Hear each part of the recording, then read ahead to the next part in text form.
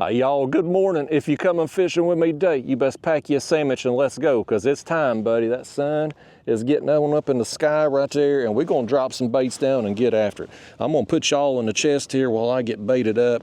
I've already cut us a couple baits. We're going to use a skipjack head and a skipjack chunk here to start with, and well, it'll probably be our combination of baits all daggone morning out here, but I'm gonna get these baits on, and then I'll tell you where we're at, what we're doing today, what the plan is, and we're gonna hopefully today hook into some big cats, big blue cats, maybe a big flathead, wouldn't hurt my feelings.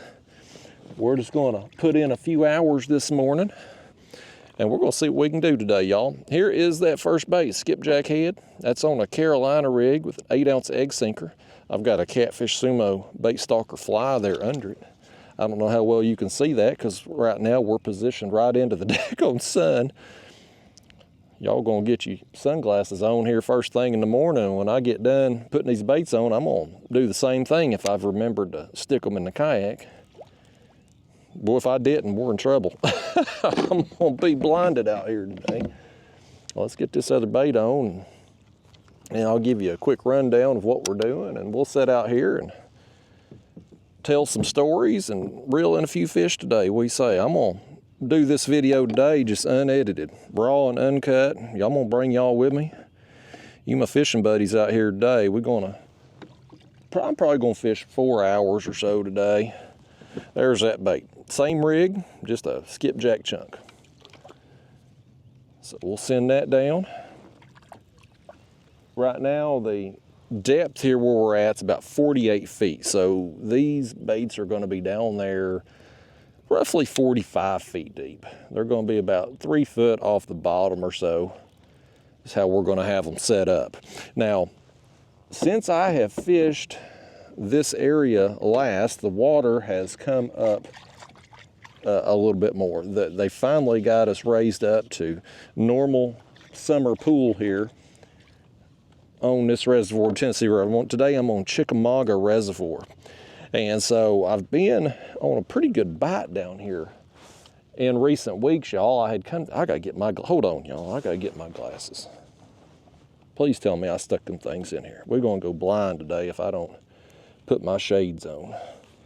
That sun is burning through the fog, and it don't look like it's gonna be a cloud in the sky today, folks.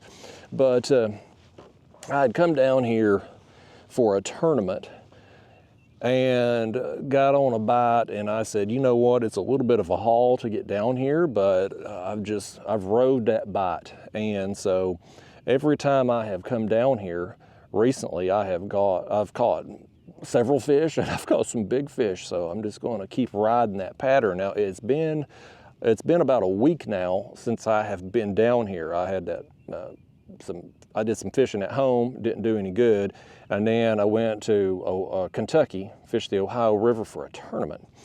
So, well, there's a splash right there.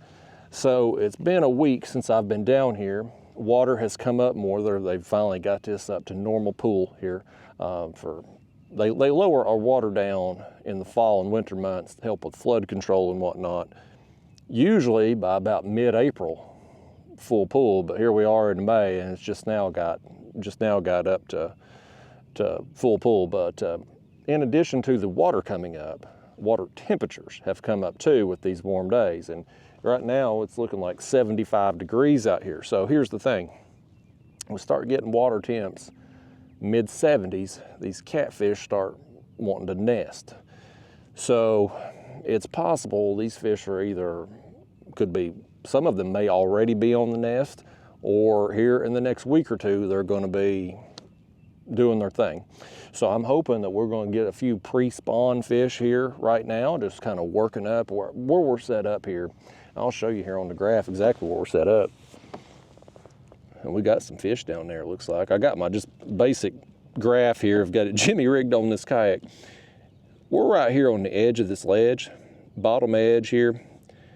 So hopefully we're going to get fish that are working up and down the main channel here, going this way. Or this right here, and it don't really show up too well with how I'm zoomed in on my map card here, but there's a creek that comes out right here.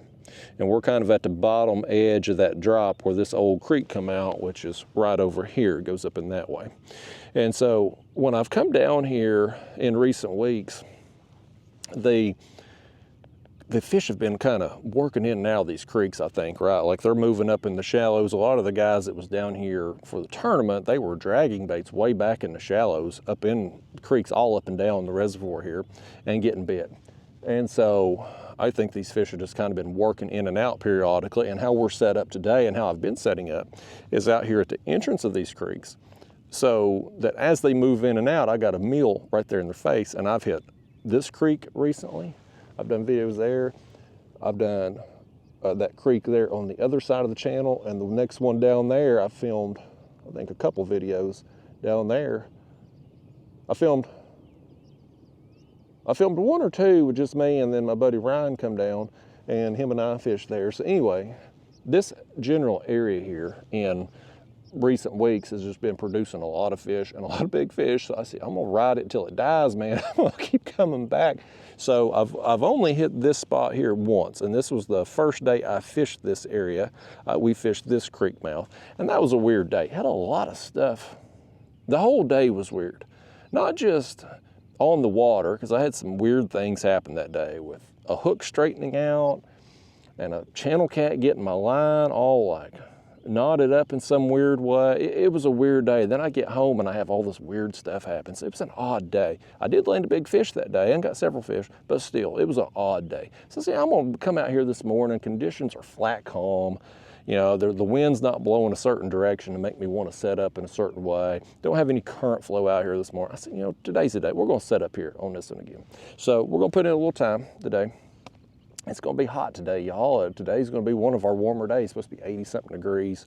And it's a steam bath out here this morning because we had some rain and storms move through yesterday evening and last night. So that was another reason for me kind of dragging my feet a little bit to get out here. I thought there might be some fog on the water this morning, but I guess it's already burned off. It's a little foggy, but already burned off. But here's the thing. On these recent trips I had done over the last couple weeks, the bite has been later on in the morning. The sunrise bite, like, you know, I got set up. I dropped anchors about 7:30. It seems like the bite has been like 8:30ish to about 10:30. That's when we're getting the bulk of the fish and the better quality fish. They've been coming later in the morning. So another reason why I wasn't too big a rush to get out here today, because, you know, I didn't want to wait till about 8:30 to get out here, because if the bite has changed, I'd rather be a little early than to miss it completely by being late. But, you know, I also didn't want to, if the bite is a 8:30ish, 9 o'clock bite, I didn't want to be sitting out here at 6 a.m. and wait 3 hours to get bit either. What we got going on here behind? Another bass boat. I think that's bass boat number 4 I've seen since I launched. But they're so rude. Let me turn the camera around. They turn their head and I do it. People are so rude, man. They just stare you down. Their mamas never taught them it ain't nice to stare. But anyhow, y'all, I'm gonna put y'all on the chest here today. Y'all gonna be, again, y'all my fishing partners. Y'all out here for the duration with me. And so y'all gonna see it all today. The fish caught, the fish we don't catch, any weird stuff that happens, y'all gonna be a part of the whole thing. We're fishing with 2 rods today. That's all I've brought with me. I'm in my pedal kayak because the launch I'm using over here is it's more functional now that the water's up, but still it's got some busted up concrete and I can't really back down into the water. And my other kayak's so dang heavy. If I can't back into the water, I don't bring it. This one here, I can launch anywhere. So we're out here, pedal kayak, basic setup, 2 rods. We're suspending baits today because, by gosh, that's my favorite way to fish, and we're going to catch them on it today. I went up there to the Ohio River there in Owensboro, Kentucky for our tournament here this past weekend, and went up there with the notion that I was going to suspend baits. Man, I was hung, y'all. 5 minutes into the tournament, I had 4 lines hung, all 4 lines at the same time. I was using, so the Ohio River, the map cards on the Ohio River, useless, because the river's always changing. Like the depth fluctuates a lot depending on how much rain they've had. The bottom of the river, it's, you know, the mud, the silt, things washing down the river, everything's changing. So the map cards are useless up there. So what I was trying to do, the current was like 0.8, 1 mile an hour range. And so what I wanted to do was kind of cut my speed in half. I was gonna try to angle my motor into the current to cut my speed down to about a 0.5 mile an hour in that 0.8 to 1 mile an hour flow, so that my scent would be getting pushed out in front. Look right here, we're already hooked up. Boy, we're a few minutes into the trip. We already got one on here, y'all. Y'all are good luck today. Y'all are good luck today, man. You've woke up with your green underwear on or something here. You brought me some good luck, first thing. Well, I like getting bit that fast. That's nice. Sometimes on these raw and uncut videos, if you don't get a bite for 30 minutes, I'm always wondering, like, man, are people going to stick with me that long? We don't have to worry about it today, though, because we got one. Oh, look here, buddy. Look here. He's got the fly. Don't throw that cut bait off either, fish. You just did. You threw it off. You threw it off in all that commotion. That was a dang good piece of bait, and we just fed the hungry children down there because he knocked it free. He's ate that fly right there. We got a fly fish on. Be calm now, fish. I can't see where that hook's pointing. Give me that thing. Give me that thing back. There we go. Fish number one, y'all. Not a monster, but hey, it's a bite, and it happened fast. We are, what, 12 minutes into the video here. We already got a bite, man. That's awesome. Boy, that's good to be getting bit this quick. I always wonder, a day like today where I'm using a physical anchor, I've got a dumbbell that I've got on a rope here, and I tie it off here to the back of the kayak. I always wonder, when I first get set up on a spot and I drop that anchor down and you hear kaboom down there, you know, as that anchor hits, like any fish in that area probably spook. Because I mean, I'm fishing right here vertical, you know, so my anchor's down there and my lines are basically right there beside it. So any fish, when that anchor hits, it's like, I gotta feel like they're gonna scatter. So the fact that we're getting bit this quickly after dropping anchor, because I dropped anchor, I cut my bait, and then I turned the camera on and we got after it. So it's not been very long since that anchor hit bottom. We'll get rebaited here, then I'll finish telling you about my Ohio River.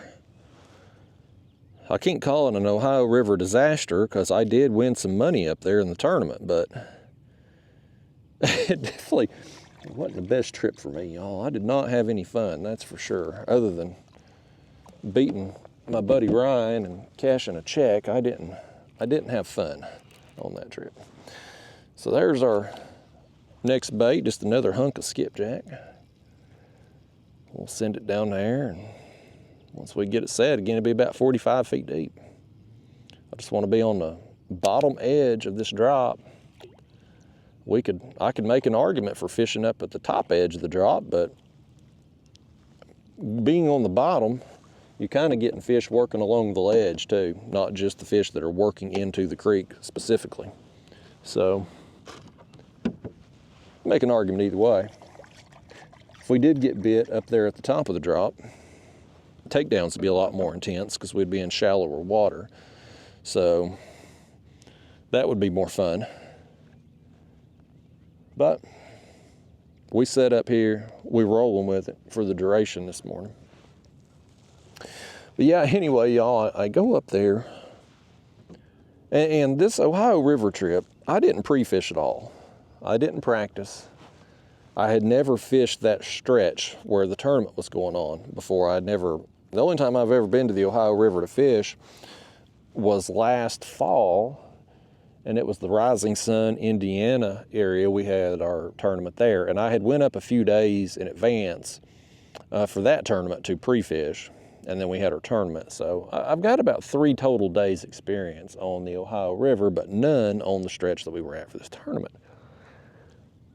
And I'll be honest with you, I didn't even want to go to this tournament because I knew the scores were going to be very low, and I knew there weren't going to be very many people sign up for this tournament because nobody wanted to have it on the schedule. They only had this tournament on the schedule because the city of Owensboro kicked in a bunch of money to King Cat for them to have their event there. And the guys in the boat tournament, they fished Friday and Saturday, and then our tournament was on Sunday, and the guys in the boat tournament made a run. You know, they went 40 plus miles away to catch their fish. And you can do that when you're in a boat and you got an outboard and you can run, you know, but in a kayak, we're limited on speed. So if we drive, and we can launch at any public launch, so we could have driven up there to the better pool, but then once we get on the water, then we gotta make our run in the kayak. So if you make a run like that, 8-hour tournament, you might get 5 hours, 6 hours total fishing time on the water by the time you do all your traveling and stuff. So I made the dumb decision. Well, I can't call it dumb because I did finish second place and I did cash a check. But I decided to fish right there in Owensboro, Kentucky, at the ramp closest to where our check-in was at, because the tournament ends, our tournament runs 7 to 3, and then we have an hour to make it to check-in. And so I knew if I fished right there by where we were checking in, that I could have lines in for the full 8 hours. And so that was my strategy. And where we were launching at, or checking in at right there in Owensboro, it's on a nice river bend. Makes like a horseshoe type place. So I was gonna make my way on up this bend and fish my way back. And I wanted to use the current to my advantage. I was gonna slow my speed down, current, 0.8 to 1 mile an hour. I was wanting to drift about a half a mile an hour, let my scent get pushed out in front of me and make my way down that ledge.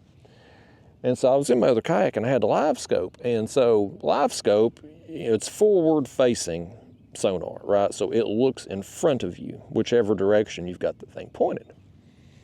Because the map card, useless. So what I was doing was I got myself off the bottom drop of that ledge right there, right where it starts to come up, right? Y'all know I love some brake lines. You, my regular viewers, you know if I'm on a ledge, I'm gonna work in brake lines. I wanna be right on that edge, as close as I can get to it without coming up on. I wanna be right there in that corner. So what I was doing is drifting along. I got the kayak facing into the current this way. So I'm drifting backwards. I've got the live scope facing this way, so I can see where I'm at on the ledge that's coming up here on the ground. Problem with doing that, and this is what I ran into very quickly, was when you're looking to your right, like I was doing to make sure I was on that brake line, I couldn't see what I was coming up on behind me as I was drifting down river. So I was very quickly snagged. 5 minutes in the tournament, I had literally all 4 lines snagged. I was fishing 4 rods there in the tournament. And so I was pissed, man. So I had to end up cutting everything off, retied. I make it down just a little bit further. I'll be damned if I ain't got all 4 lines snagged again. And I was like, you know what, I've made a terrible mistake today. This ain't gonna work out. As Mike Tyson so famously said, everybody's got a plan till they get punched in the face. Well, the Ohio River punched me in the face 5 minutes into the tournament up there. So I said, you know what, we're gonna scrap this whole drifting idea. I'm gonna spot lock and we're gonna just cast some baits out. So I tied on some different rigs. I tied on 2 Carolina rigs, just basic rigs, egg sinker and a hook. Threw them off to the sides. Then I took my dragging rigs and I cast them off behind me because my dragging rigs have that float. And so they were going to be just up off the bottom. So basically I was going to have 2 rods, we'll have 2 baits on bottom and have 2 baits just off bottom and just try to incrementally work my way down around that bend. So I'm doing that, and I ain't getting bit. And I finally make my way down a little more, and I notice a boat sitting there. And I thought, okay, no problem. I'll just reel up and go around him and give him some space, and then hop back in on that ledge. And I go like to work my way around him, and I see another boat down in front of him, and then beyond that's a kayak, and I'm like, crap, man! Everybody. You know, it's like this whole bend has got somebody on it right now. So I wasted so much time, y'all. Like, this is where pre-fishing comes into play. Like, if you got time to go up in advance of a tournament, it's a good idea to do so, not only to figure out like what technique you need to be doing, what depth you need to be fishing, what type of structure. That's all certainly helpful. But the other major reason to pre-fish in a tournament is to have backup plans. Like with me just showing up there, I'm just going to wing it. Well, I didn't have a good backup plan when my first plan was covered up with people. So I ended up running all over creation. There was an island over here kind of on the inside of the bend, and I thought I'll go check it out, see what's going on. So I fished there a little while, nothing happening. There's a big bridge, I forget what highway that is, right there through Owensboro, but there's a long bridge that crosses the river there. And I thought I'll take that live scope and I'll scan. I'll see if there's, you know, any fish there kind of either around those bridge pilings or maybe behind it there, using it as a current break. There wasn't nothing there on the bridge pilings. So I ended up, y'all, and I had made a long run from the launch to start with. I ended up running all the way back down to the launch and just past it to continue on, basically get back on that outside bend and fish some barges over there. And thankfully, I got back down there. I was like, yeah, I better check my battery, because I hadn't been conserving battery that morning. Like I got in the kayak and I hit it and go full speed up to the top, because again, I had planned on just kind of drifting my way back down toward the car throughout the day. So I knew I was going to be using a lot of my battery first thing, but it wasn't going to matter because Mother Nature, the current, was going to take me home there to the car. Well, when I run all over creation and then ended up running full speed back down below the launch, most of my battery was gone at that point. And thankfully I checked it. So I was pretty much kind of stuck at that point. Like I was just going to have to stay close to where I was at. That way I could ensure that I was going to be able to go back upriver to the car at that point. And in reality, that was probably the thing that helped me cash. The fact that I couldn't move, because when you don't have any confidence in where you're at or what you're doing, and you've had a rough day and you're not catching fish, it's hard to sit still on a spot. At least it is for me. Like I've just got this urge, like, okay, this ain't working. Let me move. Let me try something else. And when you're constantly changing things up and moving, where your bait's at, not in the water. Well, how you gonna catch fish if you ain't got baits in the water? So it kind of forced me to sit there. And finally, I think it was, 12:30, I finally got a bite. And he pops off the hook. So I was like, man, this is just par for the course today. But a little while after that, I got another bite. It was a dang channel cat. I was like, boy, how awesome is it? I finally get bit, and I get to skunk out, and I'm still skunked, because I don't count them channel cats, you know. But I ended up, y'all, I sat there, and I finally got 2 more bites, because our limit was 3 fish limit.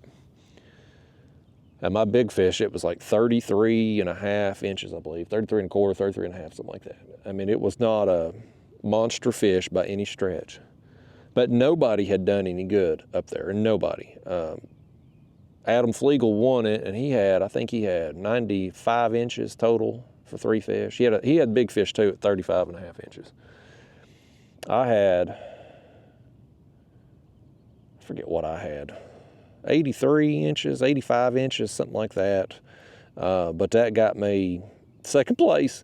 As pathetic as that score was, it was good enough for second place. So I won a few $100, $500 there, and a nice trophy, and come home, tail between my legs, man. I mean, I knew it was going to be tough fishing, but 3 fish in 8 hours, like that's tough, man, especially when it's small fish and I was so frustrated from the start just getting everything hung. Like when I lose about 8 rigs in the first 20, 30 minutes of a tournament, like there's no salvaging my day. Like I'm gonna be in a foul mood the rest of the day. And even second place and winning a little coin couldn't, boy, that was a big splash. But even second place and some cash in my pocket couldn't break my foul mood, buddy. I mean, I was over it. Because like I said, I didn't want to go anyway. Like I wanted to fish the tournaments this year to kind of support what they're doing there and support the trail. But when you look at the schedule, you're like, all the events down through there, the 2 events, we've got 8 tournaments. The 2 places I have zero desire to go to was this one here in Owensboro, Kentucky, and the one at Sandusky Bay. And at least Sandusky Bay, you're going to catch a bunch of fish and you're going to catch some big fish. Now, it's all channel cats because it's up on, I think it's Lake Erie. It's one of the Great Lakes. I'm pretty sure it's Lake Erie. And it's a huge bay. And those channel cats, man, they are in there. They are plentiful in there. And it's one of the best channel cat fisheries in the country. Like, I mean, you catch a lot of fish in there. Like Ohio allows you to use 3 rods. It is not uncommon at all to have all 3 rods going down constantly. When we had our tournament there last year, I literally had a stretch. As soon as the line, I could get a bait cast out, I'd have 2 more fish in the floor, and then that 3rd rod that I just cast back out would be down again, man. It was just constant action there when those fish would be working through. So at least Sandusky Bay, you're at least going to catch some fish. But this stretch of the Ohio River we were on for this tournament, man, nobody was catching anything. You know, we only had 12 people sign up because, again, it wasn't a tournament anybody wanted to go to. Nobody wanted to travel there to go do it. And I think there were only, of the 12, 3 of us or 4 of us that had a limit. Most people just got 1 or 2 fish over 8 hours, you know. And so it was just not a destination type spot. And when I travel somewhere, and that area for me was like 4.5 hour drive. So, I mean, it's not a bad drive, but it is far enough that you got to go up the night before, get a hotel, you got some travel expenses. You know, you fish the tournament, drive back home, you're getting in late, so it kind of knocks you out the next morning. So you lose a little bit of time there, basically, that I could have been fishing somewhere else. You know, this place here is like hour and 20 minutes, hour and 30 minutes, depending on, you know, traffic and red lights and stuff. I'd much rather come here, a lot closer away, and catch more fish and have a chance at much bigger fish. Not that you can't catch a big fish up there where we were at, but the likelihood of it is way less, you know. So it just wasn't a destination type spot. And if I'm going to travel somewhere, I want to go somewhere where I've got an opportunity to catch some big fish or catch a lot of fish or a different species of fish, not somewhere where I got a 24-inch channel cat on my final score and I cash a check in second place, you know. But fortunately, I did get second place and I did cash, so it could have been way worse. I boosted my lead in the Angler of the Year points race. So Angler of the Year on our tournament trail, it takes our 5 best tournaments and we get points based on how we finish. So it starts at 100. So first place gets 100 points, second place 99, third 98, fourth 97, and so forth and so on down the list, depending on how you finish. And then 5 out of the 8 tournaments on the trail are scored to determine the Angler of the Year. You also get, if you get the big fish of the tournament, you get 2 points for that. So you can get a potential of 102 points if you get first place in big fish. And so right now I'm sitting in, after 3 tournaments, I've got first place in big fish and then 2 second place finishes. So I've got right now, I think Ryan's in second place, and he was like 293 points. I got 300 points, so we got a little cushion right now. Going pretty good for that. And our Angler of the Year prize, first place, it pays 3 places, Angler of the Year. I think first place is going to be around $2,000. I can't remember the exact number. It was around $2,000 though. So at least, even though it was a tough day, it wasn't very much fun, I didn't lose money on the trip, and I helped my cause for the Angler of the Year, and hopefully win a little money at that, and definitely win some ego points, because Ryan beat me out for Angler of the Year last year, and you better believe he lets me know it every chance he gets. Him and I, we talk some trash, folks. I'm sure when my tournament video comes out, I'm filming this obviously before it posts, I'm sure my comment box will light up, because anytime I fish with somebody and we have a little banter, you know, we talk a little smack, there is a segment of the population that gets all butthurt about it. I guess those people have no friends, because they're just so offended that people joke around with each other and give each other a hard time, like they're, I couldn't be friends with somebody like that. Somebody like that, they're going to get their feelings hurt, because you can't be overly sensitive and be friends with me or my friends, because we pick at each other. If you saw me and Pro Moderator's text messages, oh my gosh, if we ever had a data leak of some kind and those got exposed, holy cow. It would be, me and him both would be canceled. But anyway, during the tournament, me and Ryan, if one of us gets something on the other, like we keep picking each other, man. We ride each other. And he was having a bad day up there. He had caught 1 fish, and when I had had my limit, and so I was up by a lot on him at that point. And I had already told him I was going to call him when I got the lead over him there, and give him the what for and the how to, you know. And I tried calling him there on camera. I couldn't get him to pick up. I sat there, I give him enough time to call me back. He didn't call me back, so I said, well, I'm going to call his wife. So I called his wife, Lindsay. I FaceTimed her, and she made a dumb decision to pick up, so we got all that on video. I had a good time with it. They had a good time with it, but I promise you, when that video comes out, there'll be people in the comment box giving me hell for it. I promise you that every time I fish with somebody and they some banter back and forth, people will be in that comment box telling me that I'm just the damn devil. So I'm not looking forward to the comments on that video, but that's how we are, folks. We have fun. We give each other a hard time. At least if you're going to go up there and fish in an area where you're going to get 3 bites in 8 hours, and it's going to be small fish, at least we can have a little fun with our banter back and forth.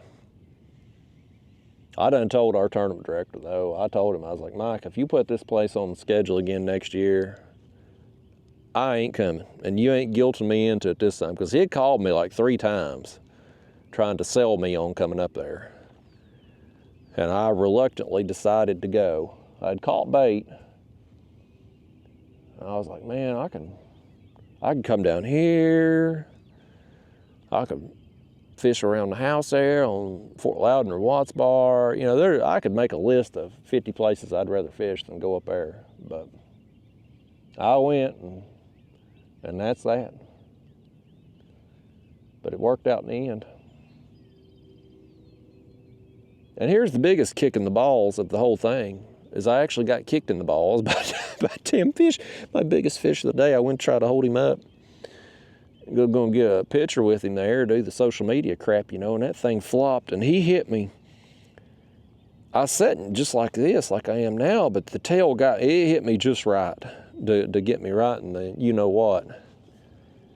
I was like, what a, oh, we got a fish here, that head bait. He's trying, buddy. He's trying to take it down. He just come free. He come free. I don't think that was a very big fish. It wasn't sometimes they hit and you got to slow pull down. That's a big fish. But that one right there,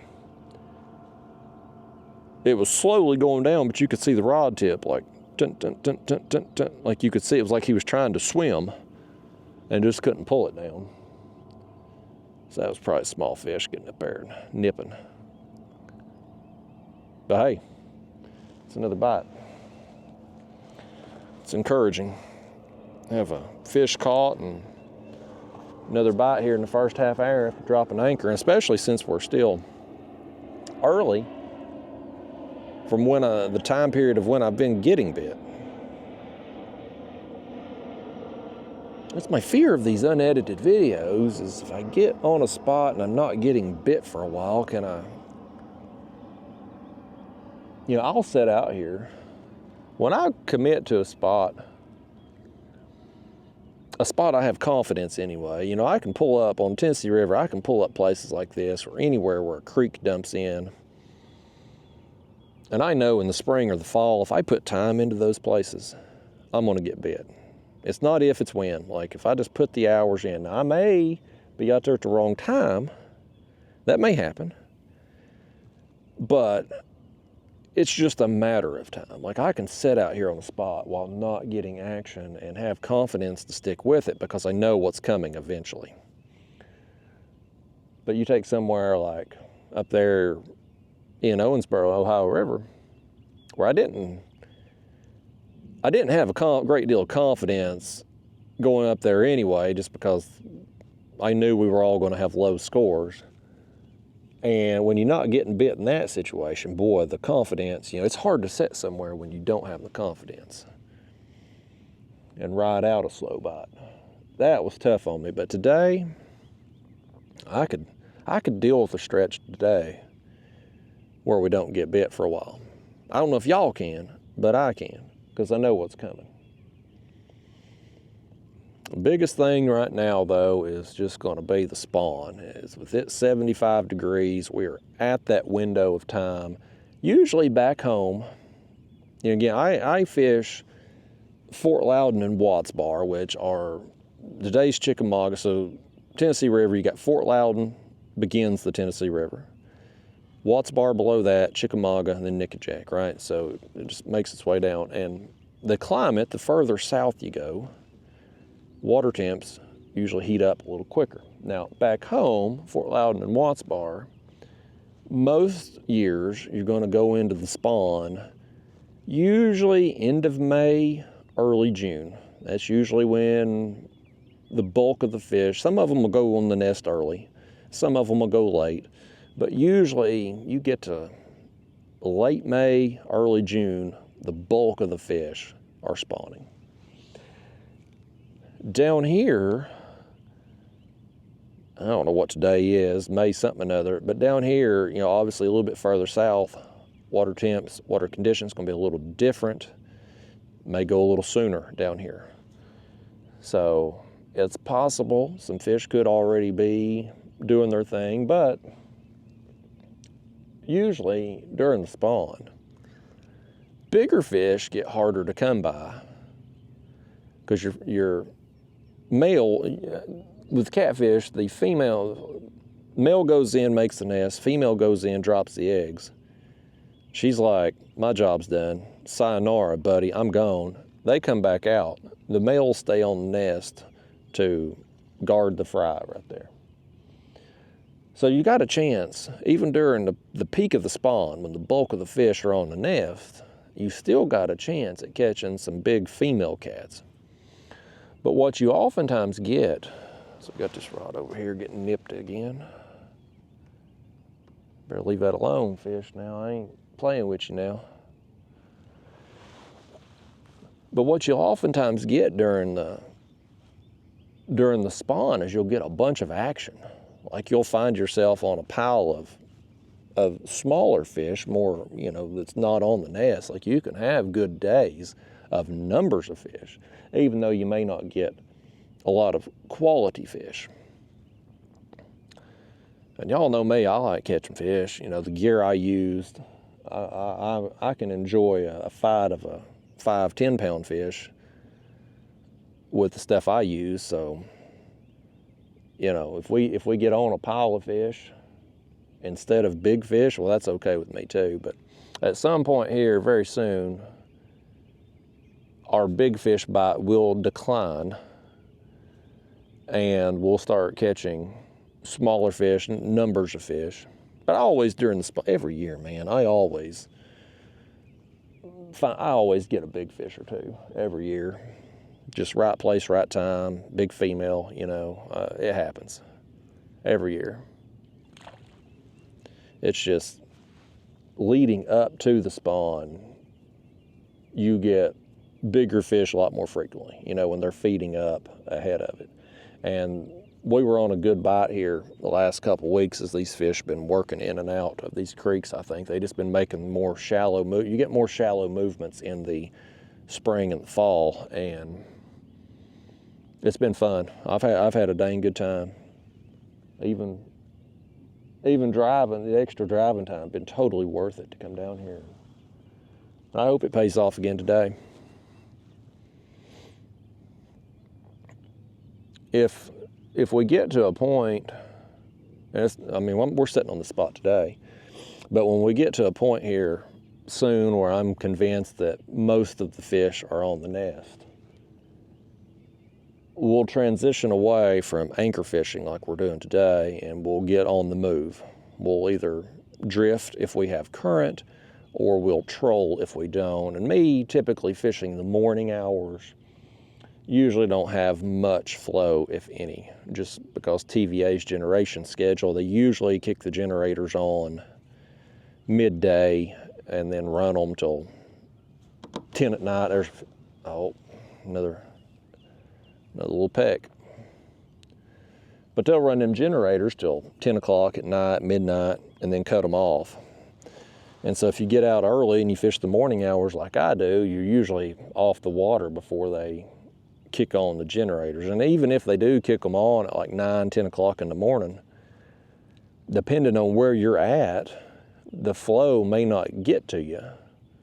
If you're at the bottom end of a reservoir and they kick the turbines on 50 miles away from you, well, it's going to take 2 or 3 hours to get down there to you.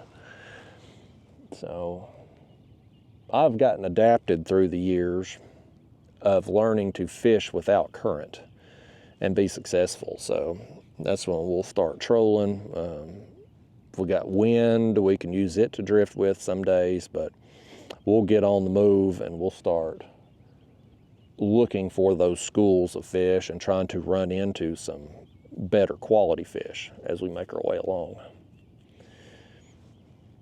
But that's coming very soon. Not going to do it today, but I would expect in the next 2 or 3 trips that y'all come with me that we're going to be, that's how we're going to be fishing.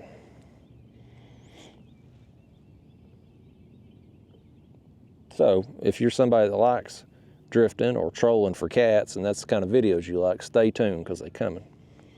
This right here is what I like doing the best though, man. I like suspending baits. If I can catch a fish suspended, that's how I want to do it. It's not always the best technique at a particular time, but if it's a day like today where I'm just fishing for fun, I'm going to try to have the most fun. And this is the most fun way to catch them, in my opinion. Now, if I'm in a tournament or I'm getting ready for a tournament, in that situation, I want to do what's the best technique to get me the best quality fish, right? Because I'm trying to compete and trying to win.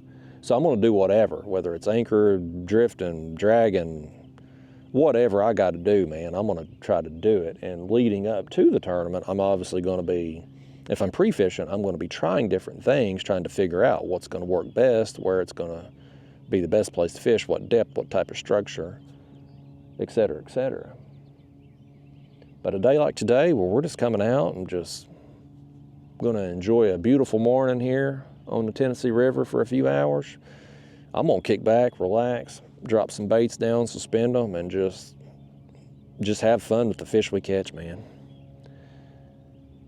You don't have to take this crap too seriously when you're just out here to have a good time. Some guys get all tore up, you know, if they come out and they don't catch fish or they don't get big fish. And I get tore up about it if it happens on tournament day, but normal day like this, man, I'm gonna try to enjoy the day.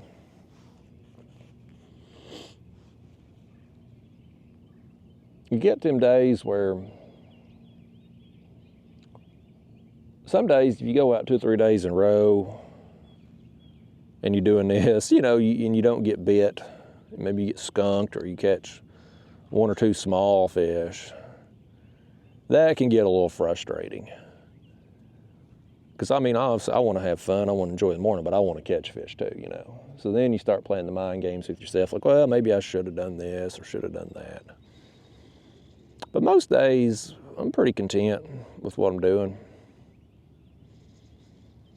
I had another person ask me in the comment box, I don't remember what video they'd asked it on, but I had answered it last night.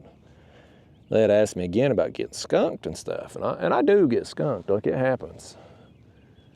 I mean, it happens to everybody, and it happens to me. They want to know how often, and I don't get completely skunked too often, and when I do, it's usually winter months, but I mean, it does happen, and if it's going to happen, it's going to happen on a day where I'm kind of set up like I am today, where I'm going to fish for maybe 4 or 5 hours. I'm going to set on one spot, regardless of how I'm doing, you know. I'm going to ride that spot out. Those are the kind of trips, if I'm going to get skunked, that's when it's going to happen. Now, a tournament situation, I was sweating there, honestly, when it was like noon, 12:30, whenever it was, and I got my first fish in a tournament. I was like, man, am I really going to skunk on tournament day? Because normally, you know, my average trip here when I'm fishing just for fun is 4 or 5 hours, but in a tournament day, you got 8 hours. So I've got twice as long to catch a fish on tournament day as what I do on a normal trip. And of course, in tournament, I'm going to be doing whatever I have to do to try to catch a fish. So I never expect to get skunked in a tournament. Like if I'm out there hustling and grinding to get a bite, I'm going to get it most of the time. That's rare to get skunked in that situation. But how I normally like to fish, I will get some skunk trips throughout the year. I'm going to have some skunk trips, and I'm going to have some lights out days too. Is that a fish that's got that? Yeah, it is. Okay, let it go. We were bouncing from the boat wake, and I couldn't tell if the rod tip was acting that way because of the wake or because of the fish having it. So far, though, we just had some dinks pestering us. We should have set up on them other creeks over there, especially that one that's done me so well. But I was like, man, you could just about flip a coin out here right now and go to whichever one you wanted to, the way it's been lately, and catch fish and catch a big fish. I am going to get knocked out of fishing the next 2 days, I think. The weather is going to turn. We're supposed to have some storms, scattered storms potentially this afternoon and evening, and then tomorrow and the next day is supposed to be more widespread coverage of storms throughout the daytime hours. So probably going to get knocked out of going next couple days. So the bait we have out here today, we're going to try to we're not going to be conservative with it. I got plenty enough bait today for any number of fish we catch. So we're actually going to, how long have we been at this now? Let me see where we're at. Yeah, we're going to go ahead and switch out baits soon. Let's go ahead and cut some now. My camera that doesn't overheat says it's overheated and the screen was going to shut down, so thankfully it popped up long enough to tell me where we're at on time. Let me get a bait. Hopefully I'm not going to get home today and have any surprises with this camera, so well, that fish right there is going to, he's hooked. I guess he heard I was going to switch this bait out, and he said he wanted this one. And he's pulling, buddy. Look at him spin us around. We're going on a little sleigh right here, y'all. He's got a spun, buddy. Oh, buddy. I hope the camera's still rolling. This is a better quality fish right here. He's way better than the first one. Them little dink bites. This one here, he's gonna pull. He heard I was about to switch out them baits, and he knew it was his last chance to get this one, so he said he better get it. Maybe he'll help us. I'll even give him this bait if he wants it. Normally, I'll take that bait plumb out their mouth. I'll give him this one. I'm loaded up on bait, and since I can't go next couple days because of the weather, we might as well burn through it today. That's what I say. So we ain't gonna be conservative. We're gonna switch these baits out pretty regularly. I want to keep fresh baits in the water anyway when I'm only running 2 rods. So I want the baits in the best condition possible, and I want them full of blood and oil. If I got a lot of baits out, like if I'm fishing my other kayak and I got 4 rods out, or it's a day where I'm short on bait, like I'll leave them out there till they get eaten. But if I just got 2 rods, I want those baits in good condition as possible. This is a good one right here, man. Good fish, good blue cat. Oh, he saw us, he said, "Your breath stinks" or something. He took one look at you and got a whiff of your breath. He said, "You still got morning breath." He's gonna go back down. He wasn't coming up here again. I brushed my teeth, fish. I don't know why he's got to talk to me like that.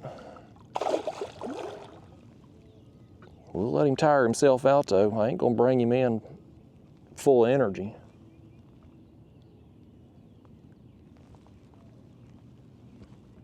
I'm pretty sure he's got the cut bait hook. Yeah, I see the fly dangling there. He's got the cut bait. Oh, Lord and fish. It's gonna be a hot day. I ain't trying to get soaking wet though. Better calm it down, mister. I'll tell you what let's do. Let's give him a second to tire himself out there in the water. And let's do this right quick. Boy, look at him go now, buddy. You old fish, you better calm it down 3 notches now. Let's go ahead and cut our bait. And what we'll do, we land that fish, we'll drop our fresh bait down, get it down in the water, and then we'll hold him up, and I'll give him a little front camera time, and he can do his song and dance and maybe get a extra follower on the social media or something. You know, I try to help these fish out, make them famous. That's my contribution. I give back is what I'm trying to get at there. Put that back there in the cooler. Stick this up under the seat. I guess we could go ahead and put our front camera mount up too. That'd probably be helpful, wouldn't it? Stick that up there. Grab our glove.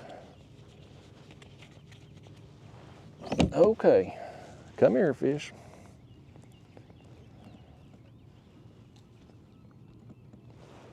This fish, he says he's heard my camera's overheated. He don't even know if it's running or not. Allegedly, I'm running this DJI camera today, and allegedly, it don't overheat. But my screen said it had overheated. But hopefully, it just shuts the screen off when it overheats and continues to run the camera. We'll find out if I got any footage when I get home today. if the microphone overheats, that'd be another wild card thing. I don't even know if the microphone can overheat, but if it does, I guess we'll learn something today, by gosh. That right, fish? I ain't no video professional, but we might learn something today. Come here.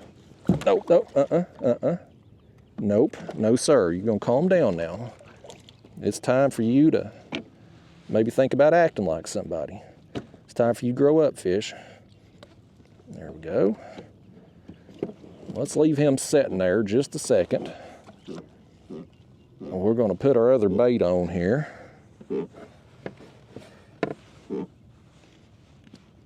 Get it back down. Let's just work efficiently as we can, y'all. You never know when a fish like this, as ornery as he is, I don't think he probably has very many friends.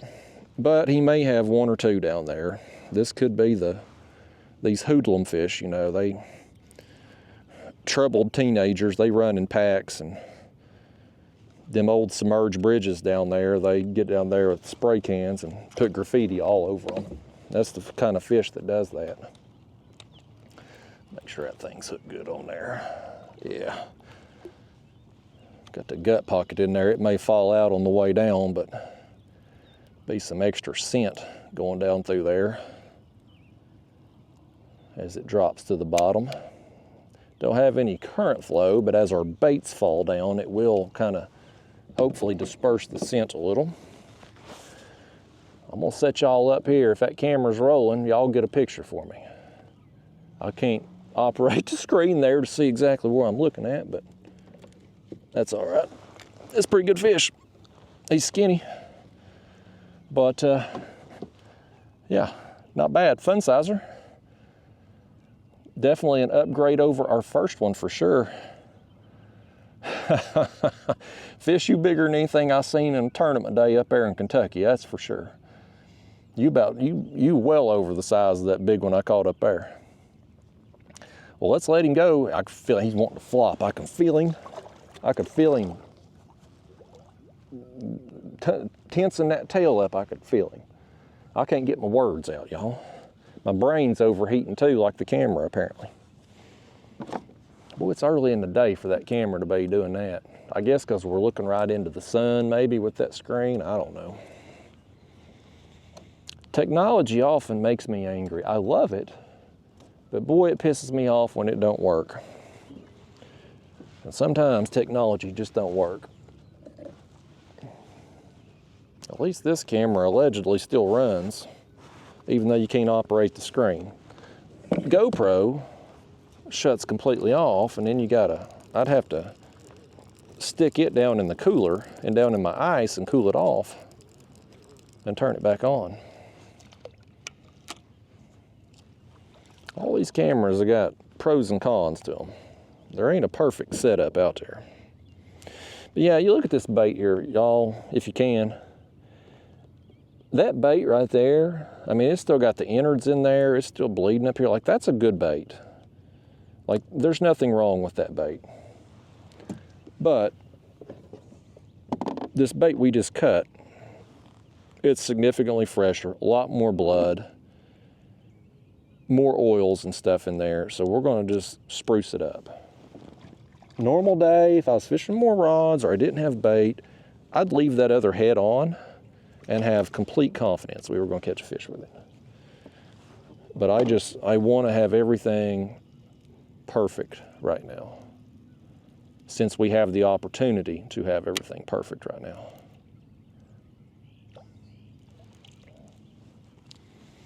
Well, 2 fish in the first hour. It's pretty good, especially since we're still early. I guess right now, I'll check the time here in a minute, because I dropped anchor. I think it was around 7:30 when I dropped the anchor. So we should kind of be getting, it should be around 8:30 now, I guess. Yeah, 8:37. So we're kind of in that time period right now where the bite has, in the last couple weeks, the days I've been down here, this is kind of when it kind of started to get going. So, the fact we already got a couple fish is a good sign.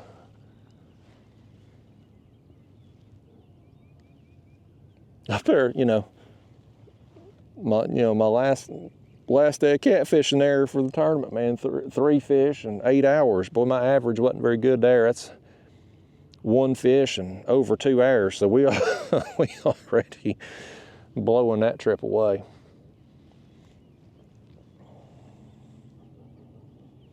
I just, I'm at a point in life where, like I said, if I go somewhere, I don't like traveling, is my biggest problem.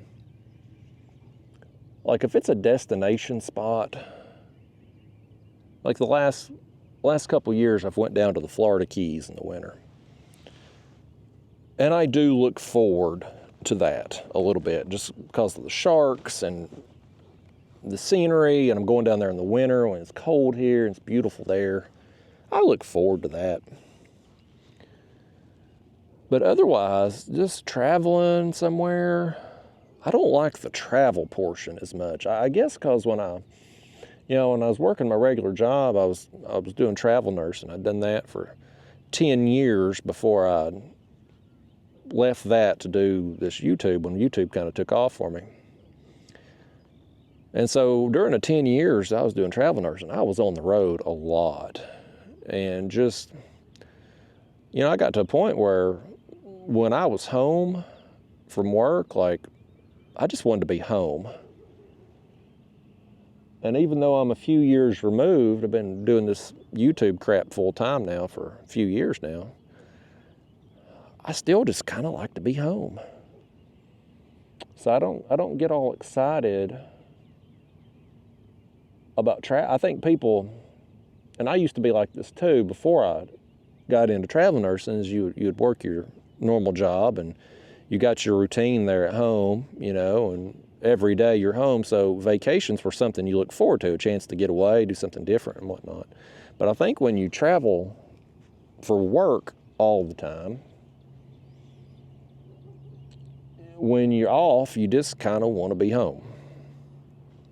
And I'm kind of introverted and a homebody just naturally anyway. So I don't know. I'm just not big on the traveling. If I do go somewhere though, I want to make sure it's a place where there's some reasonable expectation of catching some big fish or a lot of fish or something different. I'm gonna try to get back down. We got another one after that chunk we just put back down. I think he's trying to swim off with it. There's a little bit of weight on that rod tip. Yeah, he let it go. I think that was a smaller fish right there. He's tugging at it. He's back on it again. He may have it that time. Yeah, he's got it now for sure. He's got it now, buddy. Let's reel him in front of this bass fisherman. That may actually not be a bass fisherman right there. No, I guess it is. You can always tell it's a bass fisherman because it's got them power poles in the back. You know what? Here's an observation I've made. All of these bass fishermen have power poles in the back.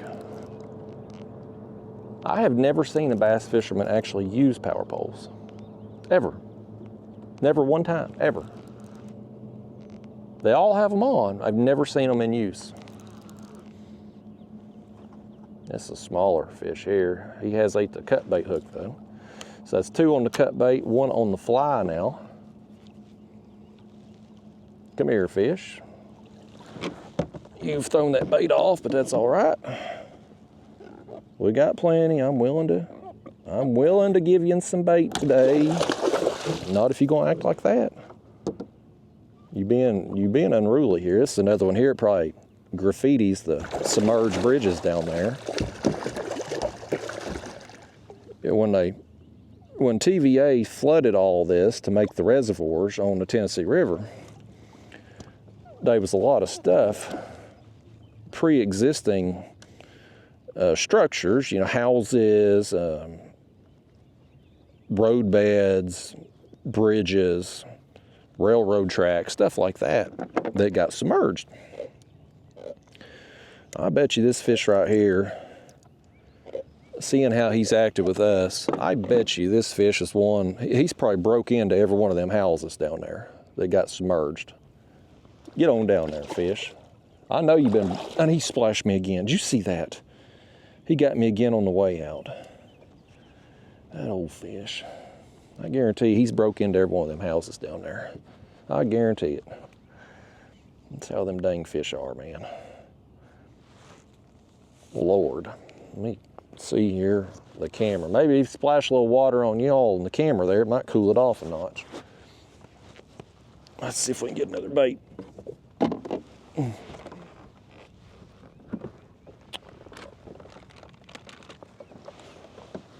We're just gonna go, since we got a surplus of bait, we're really only gonna go the first half of the bait. I get asked, that's another question I get asked a lot. Why don't I ever use the tails? I do occasionally use the tails. If I'm short on bait, I'll use them. But just, you know, confidence, experience, etc.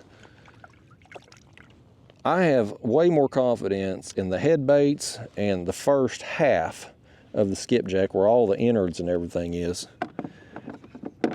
I just have more confidence in the bait. I'm gonna catch more fish and I'm gonna catch bigger fish on that. I ain't saying you can't catch a big fish on tail. And there's some of yous out there that want to tell me how stupid I am in the comment box and stuff for not using tails. If you want to use tails, by all means.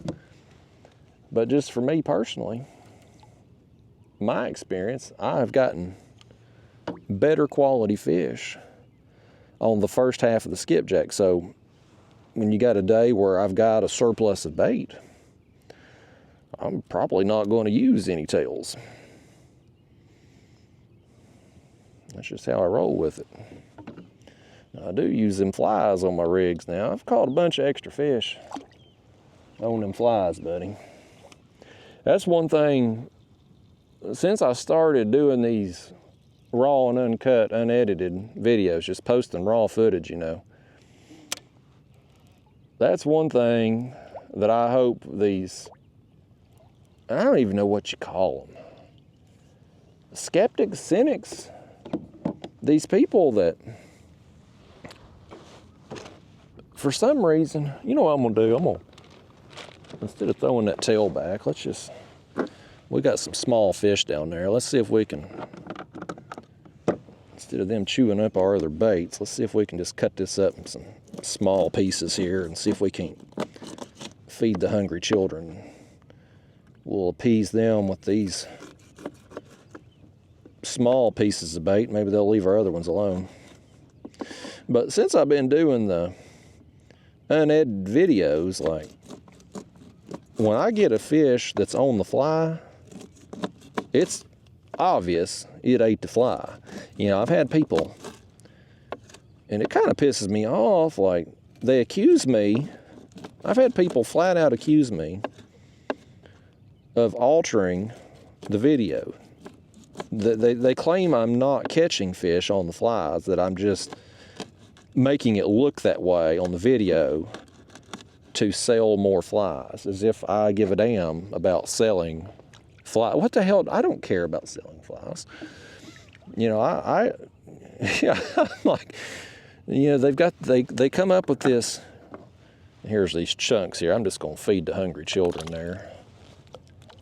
We'll have them small fish down there that's been nipping at us. Maybe they'll eat them small chunks and leave our other baits alone.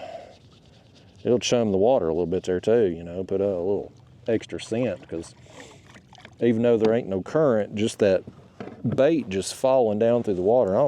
Hopefully you can see on camera there. I can't see what y'all are seeing without the screen, but see how them scales and everything going down as the blood and the scent comes off them little slivers of bait on the way down, and our other baits too as we drop them. Like it creates a zone around you, even in a day like today where we don't have any flow. One of them dang small, that may not be a small fish. Oh, he's got it, buddy. He's pulling. He's pulling. Oh, Lord, okay. I thought that was one of them small fish that wasn't waiting on them little slivers to get down there. And this fish said, "I'll show you small, Justin." He took off, man. It's on the head. Or the fly. Oh. It's a blue. I felt him roll just then, so it's definitely a blue. This is a better quality one right here, though. I accused him of being another dink wanting to graffiti them sunken houses and sunken bridges down there. And he'll show me, by gosh. This is an honor roll student right here. He said he's on his best behavior. He's student of the month down there. And he's very offended that I have accused him of being an unruly fish. Y'all probably can't see a thing looking right into the sun. I'm looking right into the sun. He needs to spin us around the other way. Don't spin us around the other way without getting out of the line over there, though, fish. Don't go that far with it. Oh, Lord. Boy, he come up the end, didn't he? This fish may be even better than I thought. I knew he was going to be a good fish, but I didn't know he was necessarily going to be this good. Boy, he's mad, wasn't he? He come up right there in front of the kayak. Yeah, this is good. This is bigger than the other big one. This is going to be the biggest one in the morning so far. That's something though, we get here. It's something about this time period right now, man. About 8:30, give or take. That's when just been getting bit lately. That's why I wasn't in a huge rush to get down here today. I wanted to get on the water early enough that if the bite had changed, you know, I didn't want to miss it.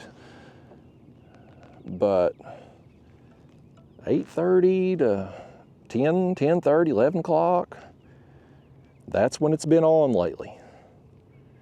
And as long as you've got pretty consistent weather and water conditions, that bite, if you figure out a time period and a location, that pattern will persist. And the weather's changed, you know, we'll have some fronts come through, rain and stuff, but the water conditions have been the same. Like, they ain't been running no flow in a month at this point, you know. So, I mean, the water conditions have been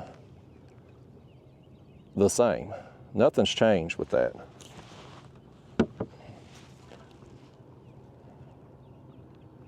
Goodness gracious, I'm gonna tire him out, man. He's mad at us.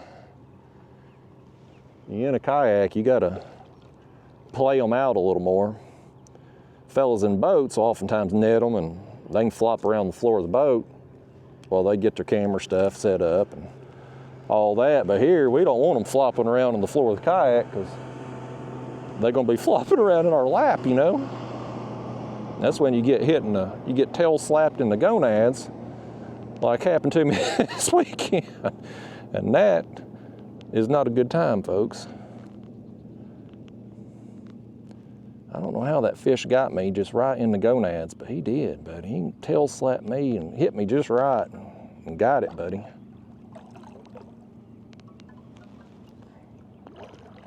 Yeah, this is a good one. Get your glove on here, folks. I'm gonna let y'all land this one. Y'all deal with this one for me. Y'all handle my light work, would you?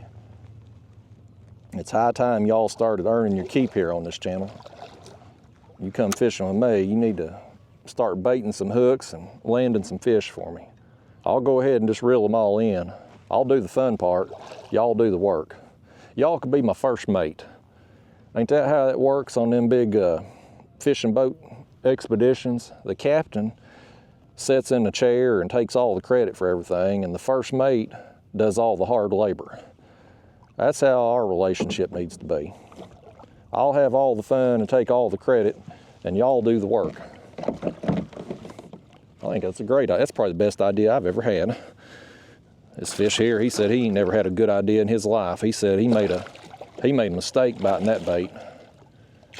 He had an idea he was gonna get him a fresh skipjack head this morning, and he's paying price for it right now. Whenever you done, fish, whenever you done, we're gonna land you here, make you famous.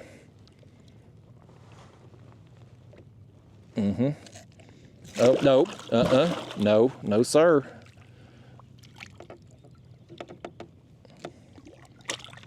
I want to get hold of you, fish. I don't want to end up with a hook in me. Okay, it's time. It's time. You come on in here. Make your mama proud. Yeah, buddy, folks, if you can see that right now with my overheated camera, that's a good fish. There we go. We'll look at that head. We may end up switching it out in a minute. That's a good one, though, buddy. That's a good one. Let's set y'all up here in the front seat. I'm gonna have you take a picture of me and this fish. Oh, man. I wish I could see what y'all were looking at there. Okay, fish, let's hold you up. Yeah, that one there, a little bigger. This is the biggest one so far.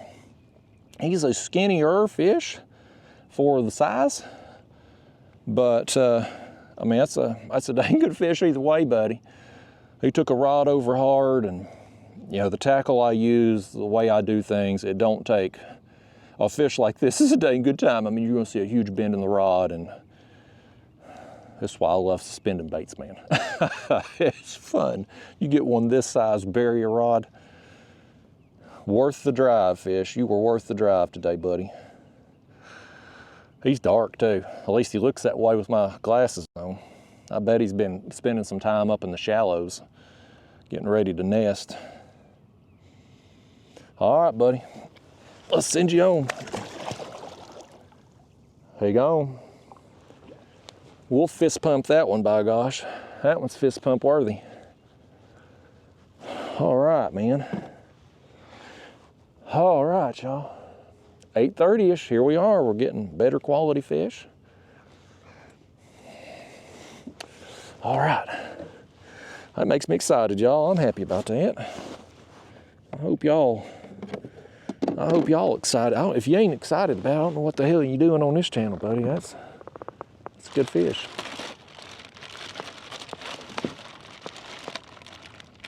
Let's grab us another skipjack. Skipjack I got they're mediums, I would call them.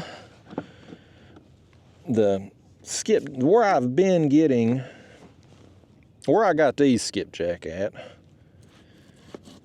I think the spawn is pretty well wrapped up. Most of them are kind of spawned out, it seems like. They're skinnier at this point. So they've kind of wrapped up and done their thing. They'll start moving back down river here before long, and I'll have to change where I'm getting them at. But we'll adapt. We'll follow them down river and keep after them. That's my favorite bait, especially here on the Tennessee River, man. It's hard to beat a skipjack. Other baits do good certain times of year, crappie, late winter, early spring. White bass is good in the summer months. Shad's good in the winter. The water's real cold. Suckers are a good bait any time of year if you can get them. Skipjacks, though, it's a bait that you can fish year round. Any type of place, any depth on the Tennessee River, and you got a chance of hooking some big fish and getting them to eat it, you know. All right, we're reset. I'm gonna throw that head down there. You know, our chunks and tails and stuff we can cut up for the hungry children. The bigger head baits, I'll wait till the end of our trip to throw them overboard. I don't wanna risk feeding the big fish and deterring him from biting our main bait. Oh, I know what I was talking about, though, before that fish rudely interrupted me. I'm talking about them flies. I've had them people accuse me of lying, basically lying about them flies that just, I've heard it all, man, that I'm catching them on the cut bait and then hook them in the fly to make it look like that, or, you know, altering the footage, and, you know, you don't really catch fish on the fly, blah, blah, blah, blah, blah, blah, because I'm just trying to sell flies or something. Like, I don't give a damn, what do I care about selling no damn flies? You know, like I use them flies. Now, I've told that story how I got on them, and my regular viewers seen it because my buddy Dewey back home put me on them. And the first flies I used for the first few months was flies that he had hand-tied that he had give me. Now, as time went on, Catfish Sumo started making me some because, I mean, I was out of the hand-tied ones there that Dewey had tied for me. And Amazon, I found some on Amazon. I forget what they were called. Teasers, bucktail teasers, some kind of, it's a component of some kind of saltwater rig that I think people who troll in the saltwater will use them for certain types of fish. I tried some of them, but the quality wasn't so great of the ones I got. Like, they would tear up kind of easy. And so I got Daniel, you know, I'm friends with the owner of Catfish Sumo. I've worked with them a few years. So when I need something, I call him up like, Daniel, here's my problem. Here's what I need. Can you make it happen? And so he made those flies, and he made a variety of colors.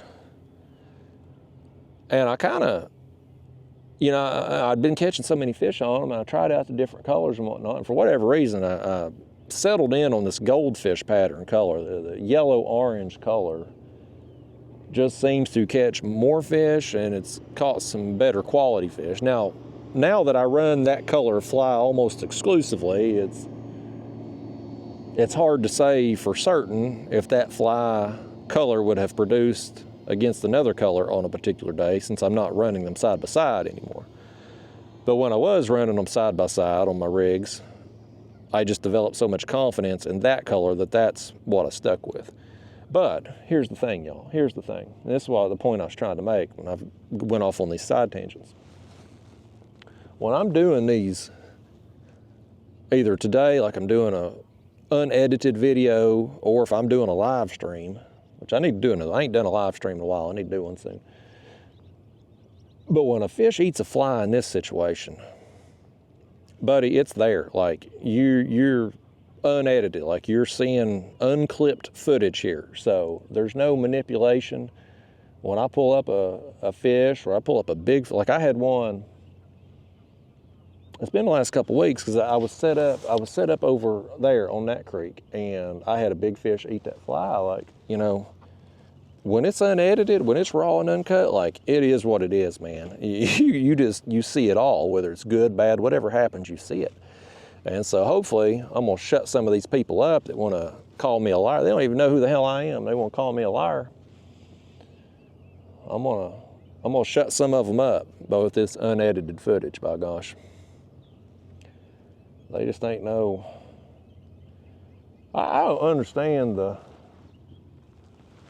and I guess, you know, and I guess it's just because so many influencers today are trying to, and that's what they call us.